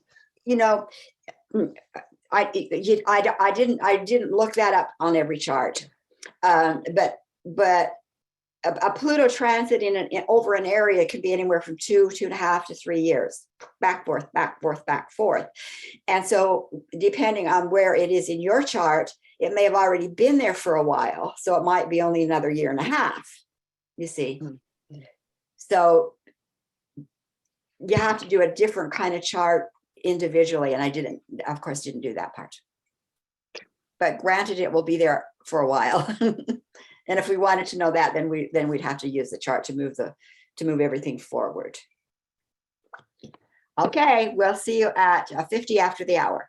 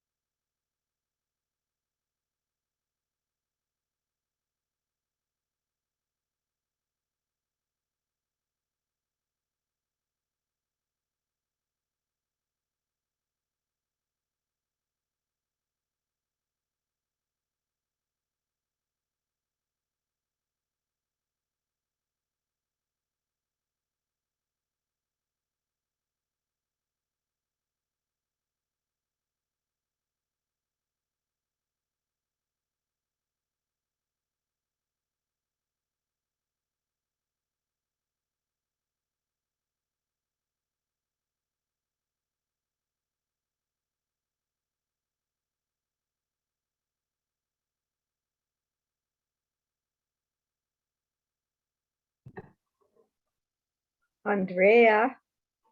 Andrea. Hi, sweet pea. How are you? I'm good, Sheila. How are you? It's so good to see you here. Oh my gosh. I haven't seen you for years. It's been wonderful. I Oh, wish love we your were art. neighbors. It would be so fun to see you. How are you? Good. It's so wonderful to your mom shares your art with me. I love your artwork. Aw, Very beautiful. thank you. I just made a glowing lotus the other day that I'm in love with. So I'm dreaming of a whole collection of glowing lotuses, little heart activators. Beautiful, beautiful. Thank you. Yeah, I'm really looking at the deeper, like really going deeper, more meaningful. And yeah, there's some big, deep calling. So we'll see how it transitions my work or transforms or deepens my work, but it's an adventure. Yes, it is. Hey, if it's shareable, share that with me, okay? Andrea? Yeah. I would love that. Well, I would love send that. me your email, darling, and I'll send Okay. you my latest. Yeah, put it in the Okay. chat and I'll get you if you want to be on the fine art list so you get like invitations. Oh, I'd love that. Cheers. Yeah. So how are you and your kiddos? I mean, Growing up. yeah. Are they They're nearby? we've got grandbabies, yeah. Oh, So that's so Sarah's turning 35 this year, Sheena Oh. 33, and Michael 31. He's getting married in June. in Oh, Costa Rica. that's so magical. Oh, I love it. I will send you on private message my email. Perfect. Great. Yeah. Yeah, I'm so glad you and Mama are still connected. That is so meaningful to me. Yeah, we going on 40 years. It's been a while. Yeah. So cool. So cool. Those are the best. I Yeah. have to say, living in Boise, Idaho were probably some of my favorite years for sure. Oh, nice. Nice. Super Yeah. special place, Yep. Yeah. Oh my gosh. Are you guys getting a nice spring now? We're just starting to see it. Oh, that's nice. Yeah. So tomorrow there's going to be a power. They're shutting the grid down from 6 in the morning till 8, a full day to put in new transformers. So we're thinking about all the things we're going to do tomorrow without electricity. Wow. How long won't you have it? Just one full day. Just one full day. We would do those pioneer days in Utah. I mean, I love that I have pioneer heritage. It was hilarious. Like picking up the vacuuming bits with your fingers, like how you can live without light. Like it's a kind of a fun challenge if you make it an adventure, right? Okay, guys, here we are back again. down memory lane. Wonderful to see you, Andrea. You too, darling. Okay, so you see Pluto is really calling each of you to something greater. And you can sit with that and even kind of pull in what's emerging inside of you and color it a little bit more. But you can see that Pluto is involved with this calling. You aren't making it up. You are responding to. And I think there's a lot of, for me, it's kind of a confirmation. Oh, yeah. And also maybe I can open up in ways I hadn't thought of before. Now, what we're here to do today is to look at what is called the aspects. And if you have your workbook, you'll see aspects on page 9, and I'm going to share screen. And these are kind of like the triggers.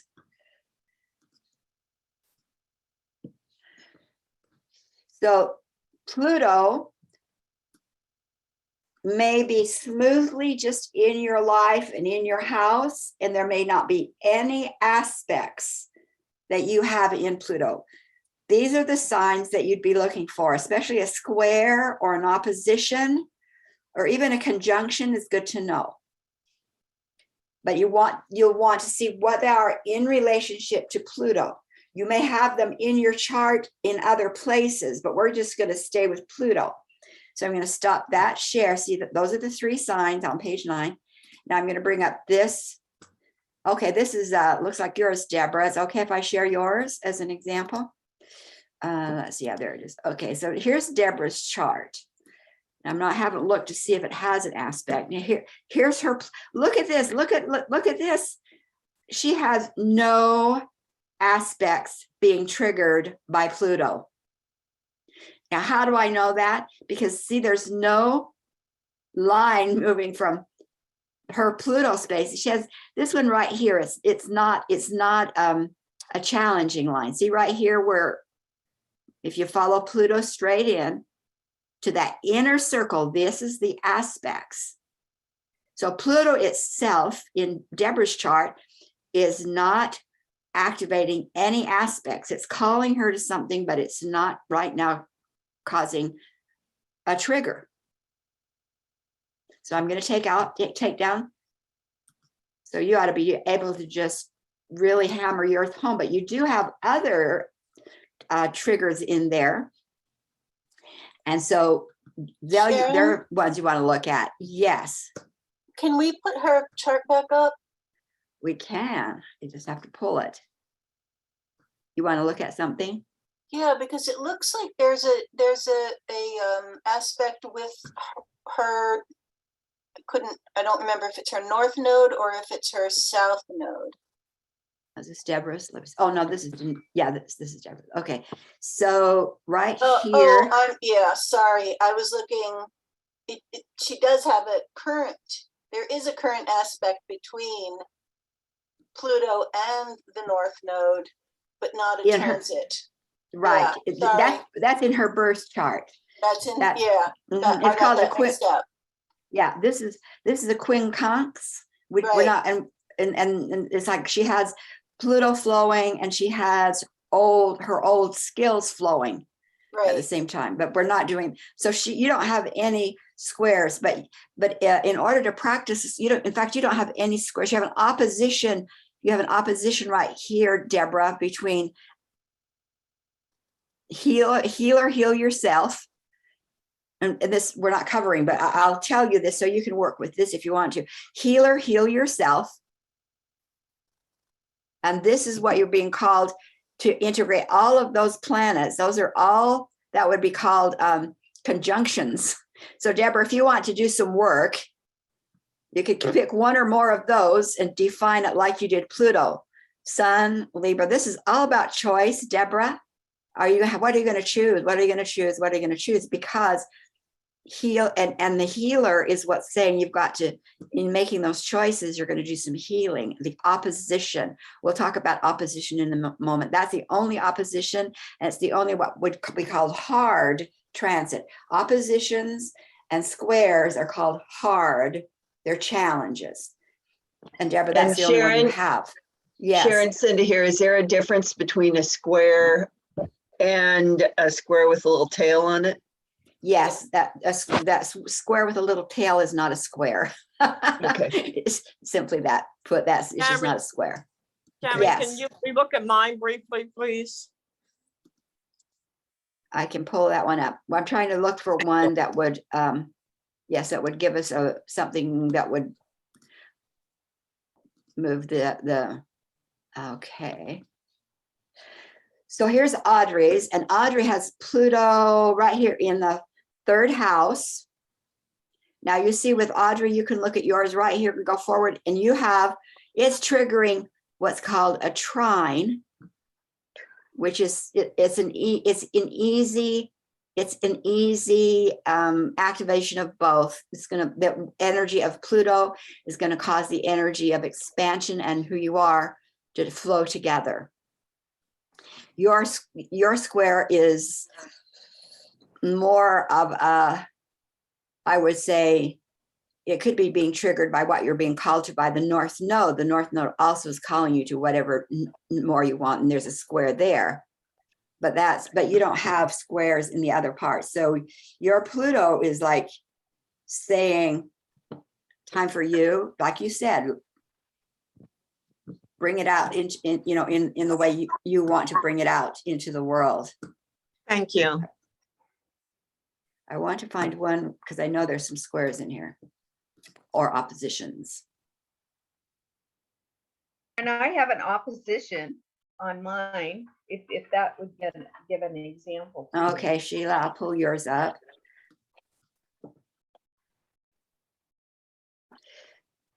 Now we'll walk through an opposition and a square, so that even if you do not have Pluto activating it, you can find any of the squares or oppositions in your chart, because knowing how to work with the opposition and squares, even if it's not Pluto involved, is valuable. Okay, so here's Sheila's.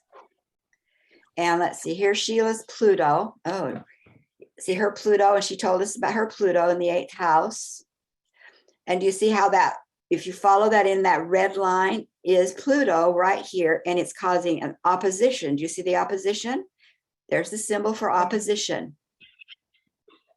And it's causing an opposition to her natal planet. So all of you look and see if you have a line from your transiting Pluto to another planet that's either an opposition or a square. That's what I want you to look for. Do you have a line from your transiting Pluto to some other planet that's will have an opposition sign, or it could be a sign of a square? Mine's a trine, so you don't need me to worry about that right now. I wouldn't worry about it. It would be helpful for you to do the same thing, although it won't be a hard thing. You'll at least know what energies are available to you. And I don't have trine in my workbook. I have the other. No. Okay. But I can tell you what it's what. So if you have a line to another planet, circle that other planet just like you did Pluto. Okay. Circle planet, sign, and house. Now this will be on the inner natal chart. So it will be on the this inner chart. And so you will circle, and you will do the same thing with that group that you did with Pluto. So Sheila, with Sheila, she would put on the line, she would put, this is, what is that, Sheila? Do you see in your chart? Uranus. Yeah, Uranus. So she'd put on one line Uranus. Here's the sign. What's the sign? Cancer. In Cancer. And what house?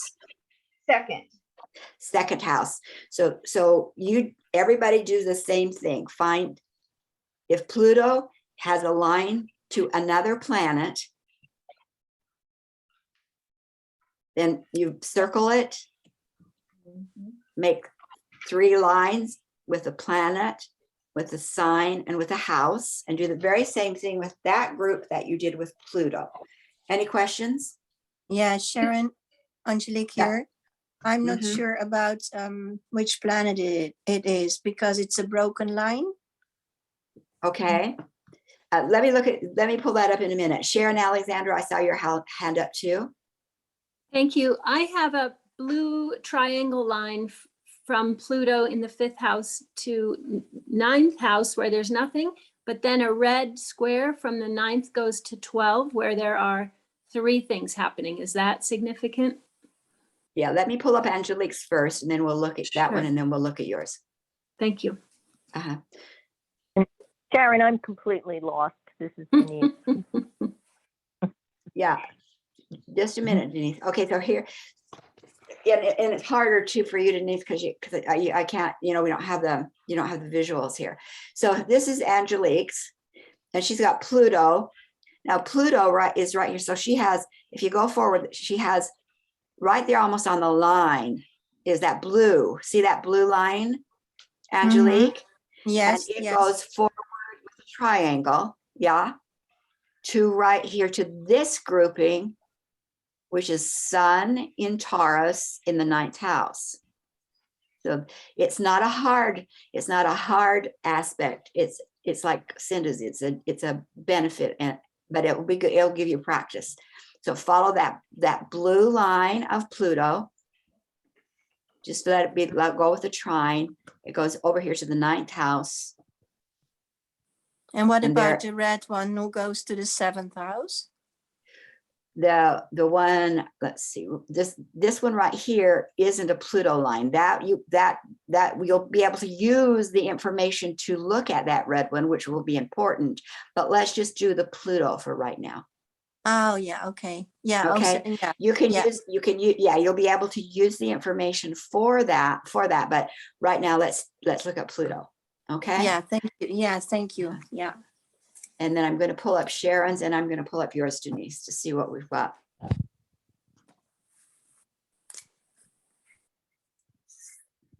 This was helpful to be able to have drawn up your chart, because then I got it, then I can pull it up and we can share so I'm learning something about that. Okay, so here is your, oops, I got that one wrong.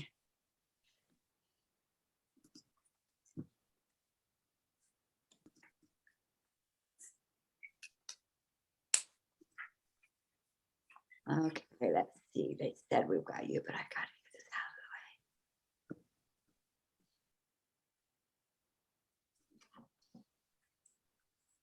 You see yours on? Do you see yours on the screen, Sharon?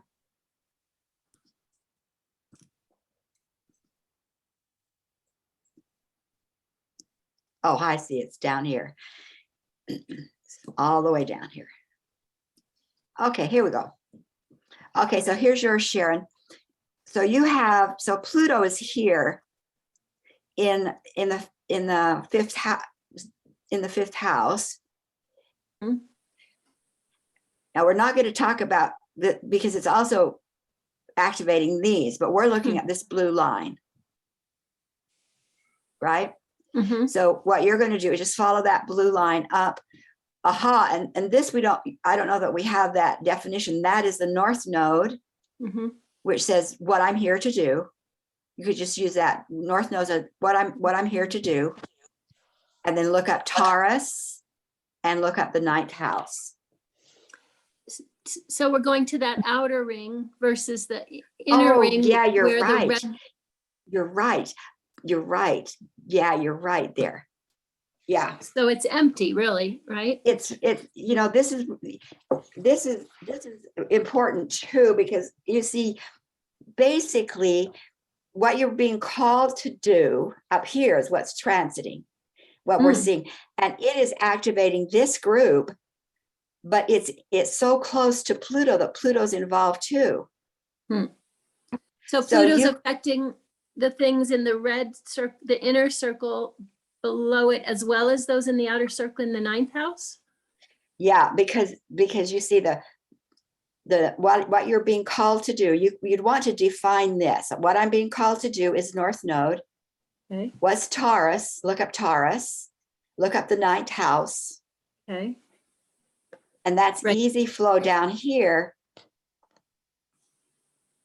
to this whole group, but you could also lump Pluto into it. So for purposes of this workshop, see, it's only a few degrees off. It's only 3 degrees off. That's not very much, especially for Pluto. So although it's more direct on these natal charts, this transiting what you're here to do, North Node, is nevertheless working together with Pluto transiting too. Does that make sense? So use your Pluto sentence, create your sentence of what you're here to do, and then we'll put them together. And what I was wondering is from 9, so Pluto in 5, and then you blue line to 9. And is there any influence with that red square line to 12? Yes. But you can apply, but you can go either way, Sharon. You could go from using, I would get the definition of this first and mix it with Pluto. And then you can go this direction in a minute. Okay, thank you. Okay, yeah. I'm going to pull up Denise, see if I can walk her through on the phone. So take a breath, Denise. Thank you. Okay, so here's Denise's chart. We're looking at your chart, Denise. So your chart is in the 4th house. So you're looking at the natal chart. No, I'm Or looking at the- your transit chart. So Right. the transit is on the outer, and that's where the Pluto is in the 4th house. So Pluto basically is not majorly impacting, although it might have a ripple effect. Look at all of these Capricorn planets in the 3rd house that you have, Denise. You notice that? Do you want to show Guys. it? Sharon, do you want to show Oh, it? I'm sorry. Yeah, I'm sorry. I forgot to share. Yeah, I thought we were sharing, but no, I'm just talking to Denise. Yeah. So do you see Denise, you have Pluto down here in the 4th house. And it's really not activating anything. It's kind of they're calling to you saying, let's go. But you have all of these Capricorn planets that are like all together, a lot of Capricorn planets all together that would feel maybe the whisper of Capricorn, a whisper of Capricorn. You know what I would suggest you do for the workshop is to go over to your 5th house and your Jupiter and Neptune. Maybe Neptune. Do Neptune. See, in the 5th house, there's Jupiter and there's Neptune right close together. Yeah. So choose okay. Neptune because it's a longer lasting planet. And it goes over here. It's squaring. It's got the red line going from that Neptune. And it's squaring your natal Jupiter. Do you see how it's doing that? So use the process. Neptune, get words for Neptune. That's Pisces, words for Pisces, words for the 5th house. Okay. Get those 3. And then do the next part of it with Jupiter in Gemini in the 8th house. So you have Okay. 2 groups. Okay? Okay. And, That gives me some. that will give you something to work with. Pluto doesn't have too much. It looks like it's kind of doing its thing, but it's not challenging much. Okay, who else might? Where are we in this? So, yes, Audrey. Okay, so I figured out the Pluto opposition in my 3rd house, Oh, yes. I'm going to put this up on there. This is a good one. but then I have oppositions in my 11th and 5th house, and then I have squares in my 4th and 12th house. Yeah, but right now, what we're looking at is, see, now we're looking only at Pluto. Right, That's okay. all. And the process to look at what to do with squares or oppositions mainly. So just focus on Pluto right now because you've got you've got an opposition. So get your definition for Pluto, and you did that already. Get this definition. Go down here, and the natal is your Jupiter in Cancer, Okay. in the 3rd house. So get those 2 groups. Okay. Okay. All right. Thank you. Okay. Who else wants me to look at their chart? Because that's what you're looking at. Is Pluto impacting something in your chart? If so, what is that planet, that sign, and that house? Okay, Sharon, I have a thing that looks a lot like a coat hanger with thick lines. I can't tell if this is supposed to be, and okay. There's a red thing here. Let me see where exactly. That seems to be gathering up some of those blue lines. What does that? And those big fat blue lines, are those more than one line? Or is that just extra emphasis on the line? That's a good question, Arlie. And I have to look up your. Okay. The problem oh, no, that's not it. The problem here is I don't find your your chart on my computer, and I know I must have it. I must have it because I sent it to you, right? Or did you have one drawn? I had one drawn. I used the computer site that you gave us for your last class and had Oh, this okay. drawn. Okay. And then I So, talked to the other. okay. So I don't have your chart. So you're going to have to maybe put it up so I can see it. See if I can see it. Okay. I'm going to make you bigger. Okay.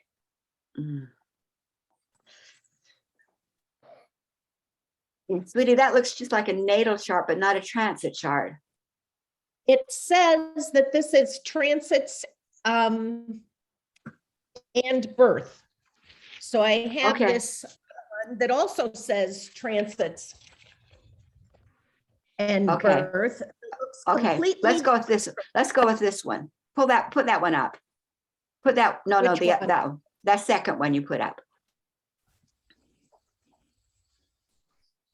Okay, so there would be the inner circle. Hold it up just a little bit higher on your no, higher. There you go. Because I want to take a picture of it. See if I can take a picture of it. Okay, you can put it down now. Okay, so let me see if I can see this one. So it looks to me like your Pluto. No, that's not right either.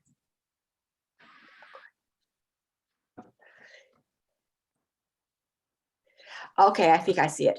Okay, so it looks like your Pluto is up at the top, right by the moon. That's probably the transiting Pluto, and it's in the 10th house, right? Yes. And see, and so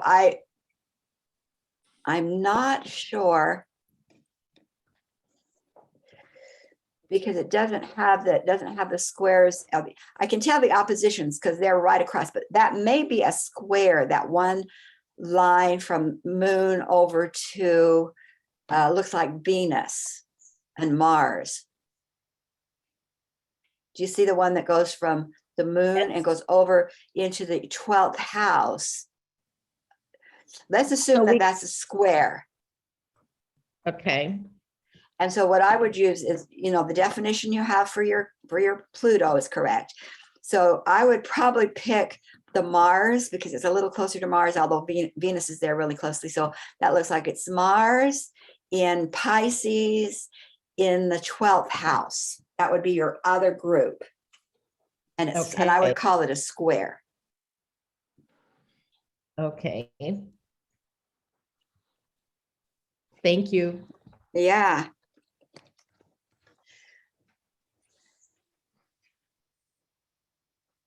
Yeah.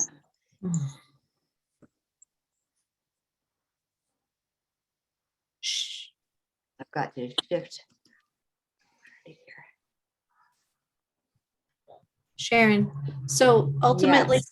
are we combining ultimately two of them together to create a reality statement? Yep. Okay. Yep. Now you're gonna, if you go to your book, and let me go to the book. I've got all of these charts all over the place. So I have to go back. Okay, here we go. And so now what you're going to do is the square is asking one question of you, and an opposition is asking another question of you, and a trine would be, it's not so much asking a question. For those of us who have a trine, it would be more like, how will you use us both? How will you use us? How be aware of us and use us? That would be more the trine. Okay. So let me just check here.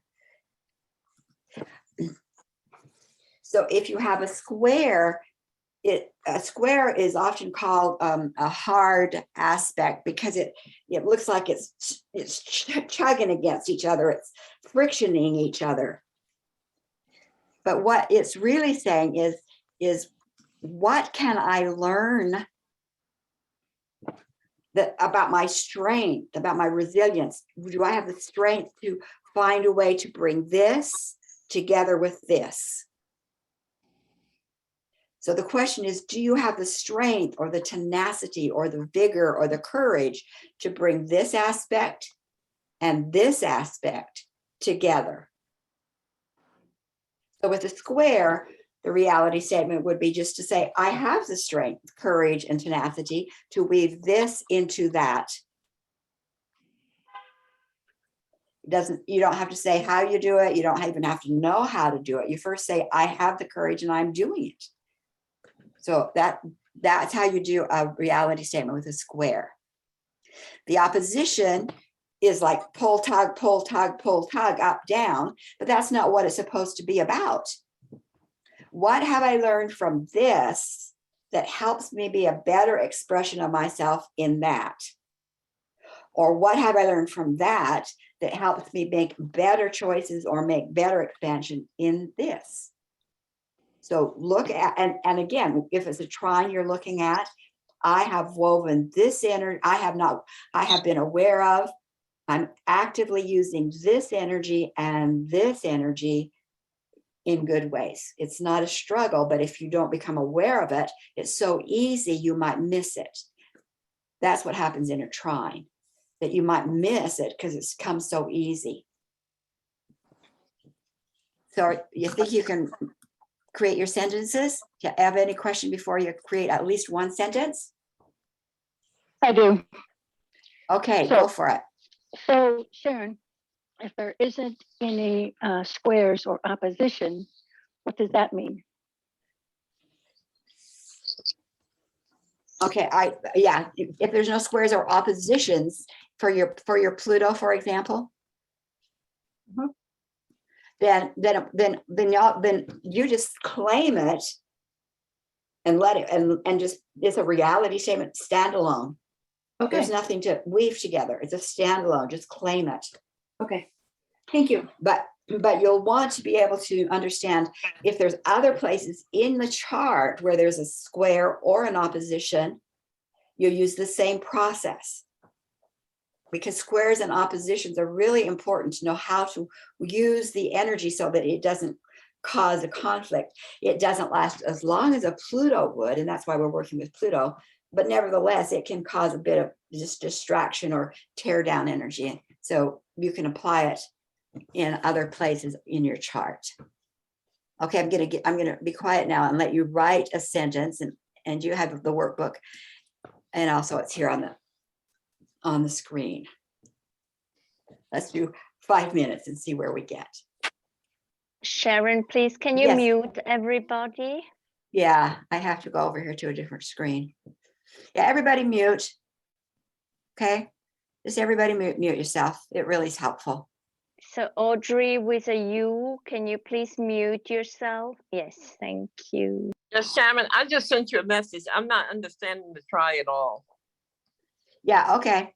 Did you send me a message by chat? Just to ask for help, and it's yeah, because you have. I'll look at your chart while everybody's working on their sentence, Audrey. Thank you.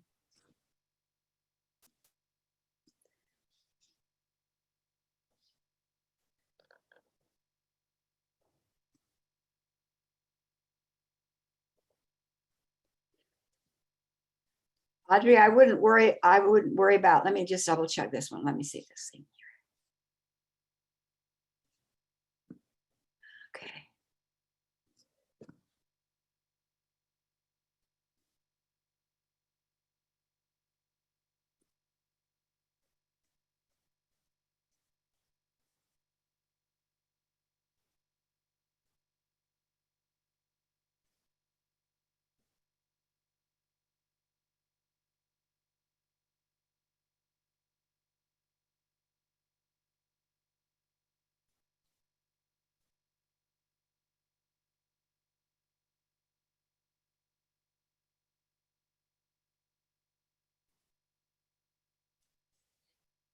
So Audrey, I want you to put down these 3 aspects. I want you to write down sun on one line, S-U-N.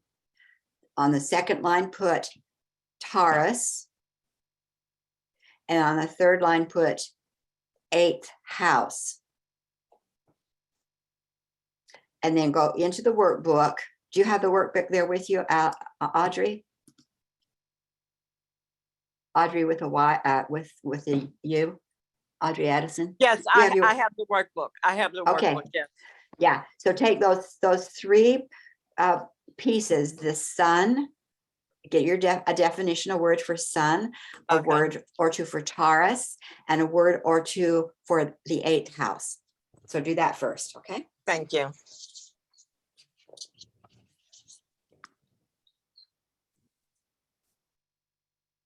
Sharon, may I ask a question about trine again? Because my Pluto trines with Venus and the 10th house in Scorpio. And so you say it's what comes easily, and it's like if I'm not careful, I mean, because it's right. Everything in the Venus Scorpio 10th house is everything I excel in. So Yeah, it's right. okay. Yeah, and so right now, all of that is being activated again. And like you say, it's almost like it could be so unconscious because it just flows easily. It's not going to disrupt you, but it's there, so you can grab hold of it in a conscious way. Because what is Pluto calling to you is expansion. Okay. So that's why a trine is not a hard transit. It comes, it goes, but golly, why not grab the energy and claim it in the way you want to use it? Okay. So when we're working with the trines, Sharon, do we work on the natal chart, the natal to natal, or natal and to transit? Well, Audrey, you could, right now we're working transit to natal because we're doing Okay. transit. You will have, so if you're going to look at your, those charts you have really just do transit from the transit to the natal. In a natal chart, those same signs would come up, those same symbols would come up, but that's not what your chart today will show you. It's showing you what's activated in your natal because of a transit.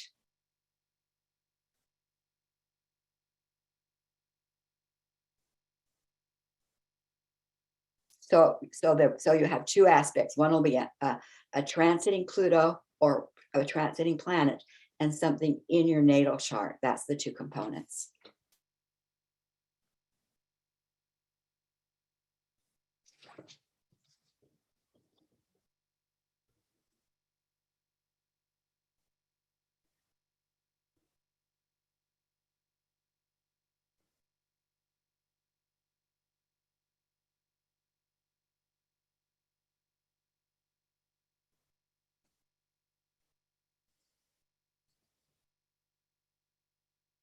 So Alexandra is pointing out that, depending on what sign the planets are in, for example, right now Pluto's in Capricorn. Capricorn's the old way of doing it. It's systems that's socially acceptable. But knowing that is knowing what that is calling us to, we can participate not just with us in our own life, but in the country's life too. Pluto is saying to the United States, stop the old racism, sexism, etc. So we can claim this country called the United States has risen up out of the old matrix of domination, power over, because Pluto's calling us to that. We can claim that. Planets are going to do their job, but if we work with the planets, we enhance their job. So they might do 10% of the job, but because we are in a physical body, we have the authority and responsibility to give voice to what we want.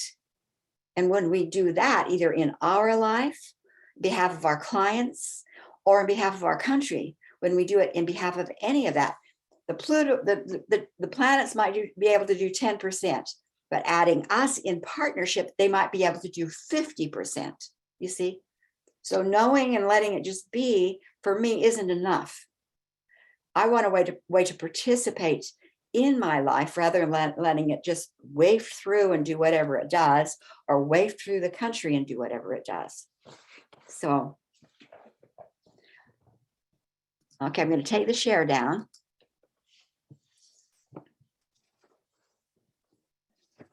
Astrology is like a lot of systems. It's really deep. I mean, it's really deep, you know. But if you can get just this much, this is a simple, really beginning form that gives you great power, because you can begin to understand how the planets are talking to you. So, does anyone want to read us one of their sentence of either square, opposition, or trine? I just want to comment that Sharon posted on the chat that she had to leave because there's fire evacuation. I just pulled it up. There's a big fire in Table Mesa and Boulder, and they're evacuating Thank you. people. So just send Holding her and good stuff. Yeah. Yeah, for sure. Thank you. I didn't get that one. Thank you. Angelique, I see you're unmuted. Did you want to read your statement? Yeah, I could. Thank you. I have no squares and no what is it called? Oppositions or conjunctions, but I have a sun in the 9th house with Taurus, and I came up with I am embodying new horizons which are expanding from endurance and resourcefulness. I will embody my vitality and explore and define fundamental values as a result of having broke up old routines. Good. But that fits for sure, doesn't it? Yeah, it does. Yeah, it does. Anyone else? I mean, we could all go around if you want to take because we were going to stop at 3:30, so we can either. What about if I put you in small groups of maybe 2, so you can everybody say their statement to someone, and that will. Is that okay? And it might take a little bit more, but not very much more. What do you think? Aaron, can you just speak very briefly on sexuality in the 8th house, please? On sexuality in the 8th house, yeah.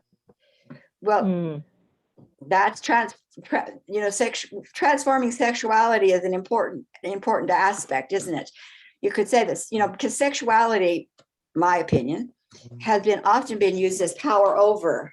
It really is part of the power over. So transforming power over structures could show up not just in sexuality, but in how money's used. That's also about money, you see. So yeah. Oops. Whoops. I didn't want you to go yet. I was all of a sudden that they started putting people in rooms. You're going to go into rooms for about a second.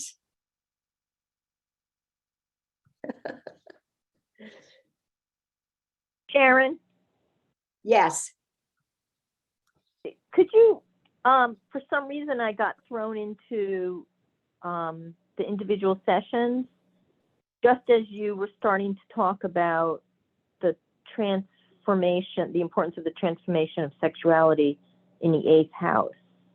Can you just repeat that real quick? Everybody got thrown in inadvertently. So just a minute, Denise. We got about 15 seconds. Oh, okay.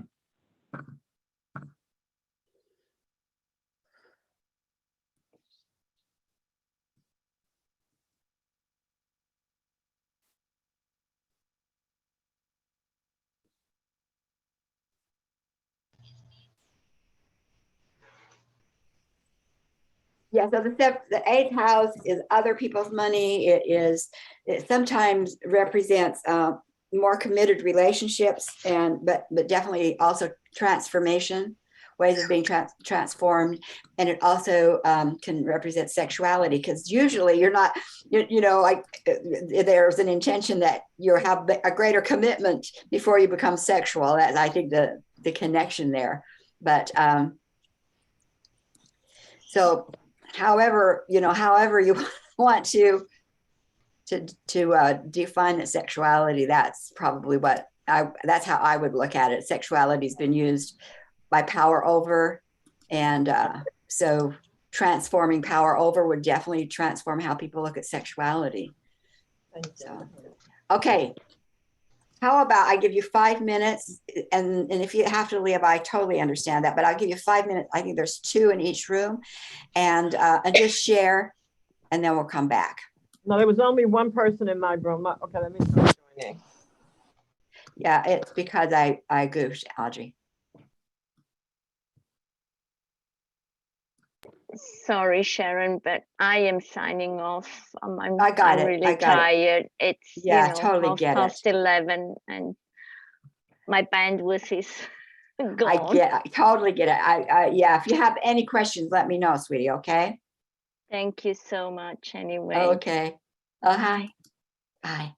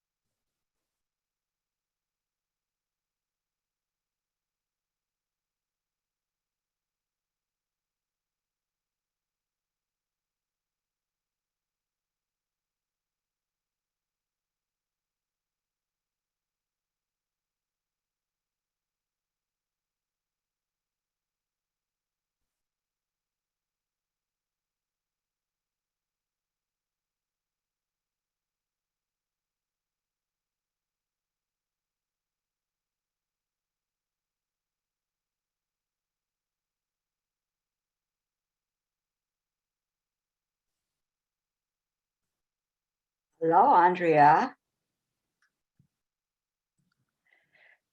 You're muted.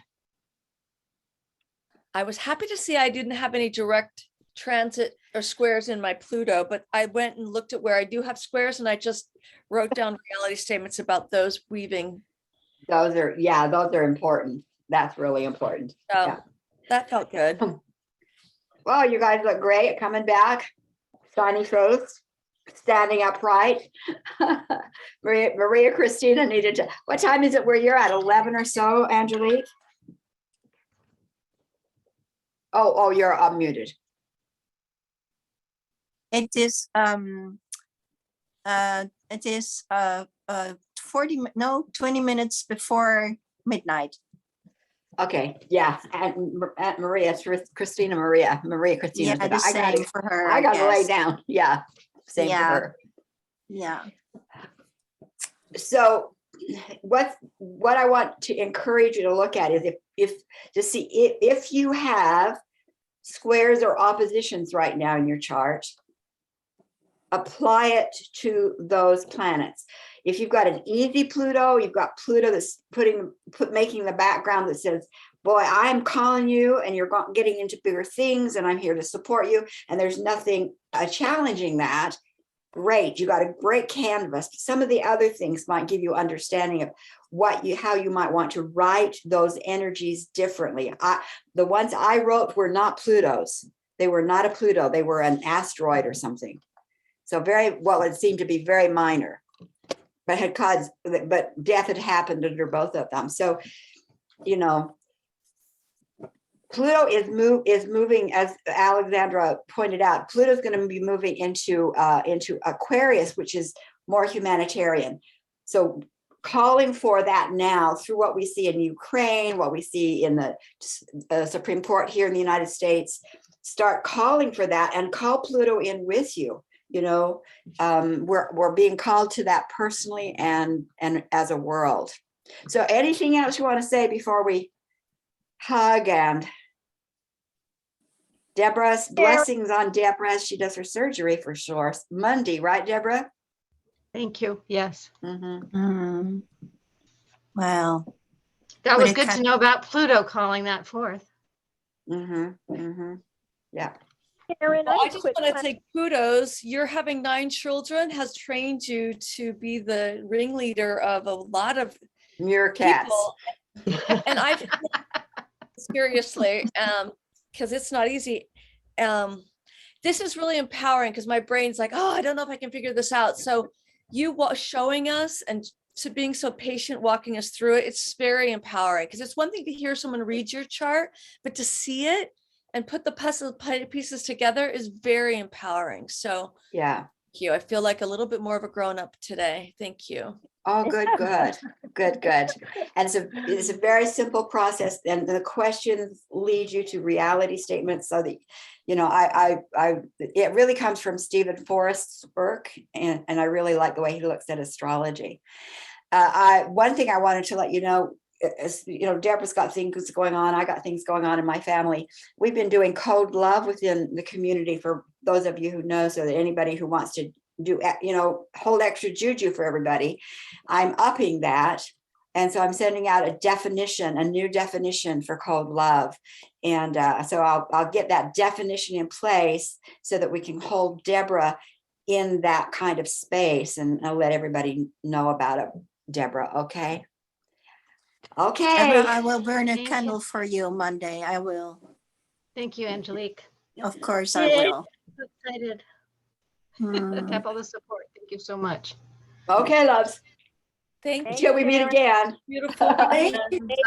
Lots of love. Karen. Love you. Bye. Alexandra, is that you that wanted to talk? I mean, you can talk to me too if whoever needs to go, but I'll be here. I think I see you unmuted.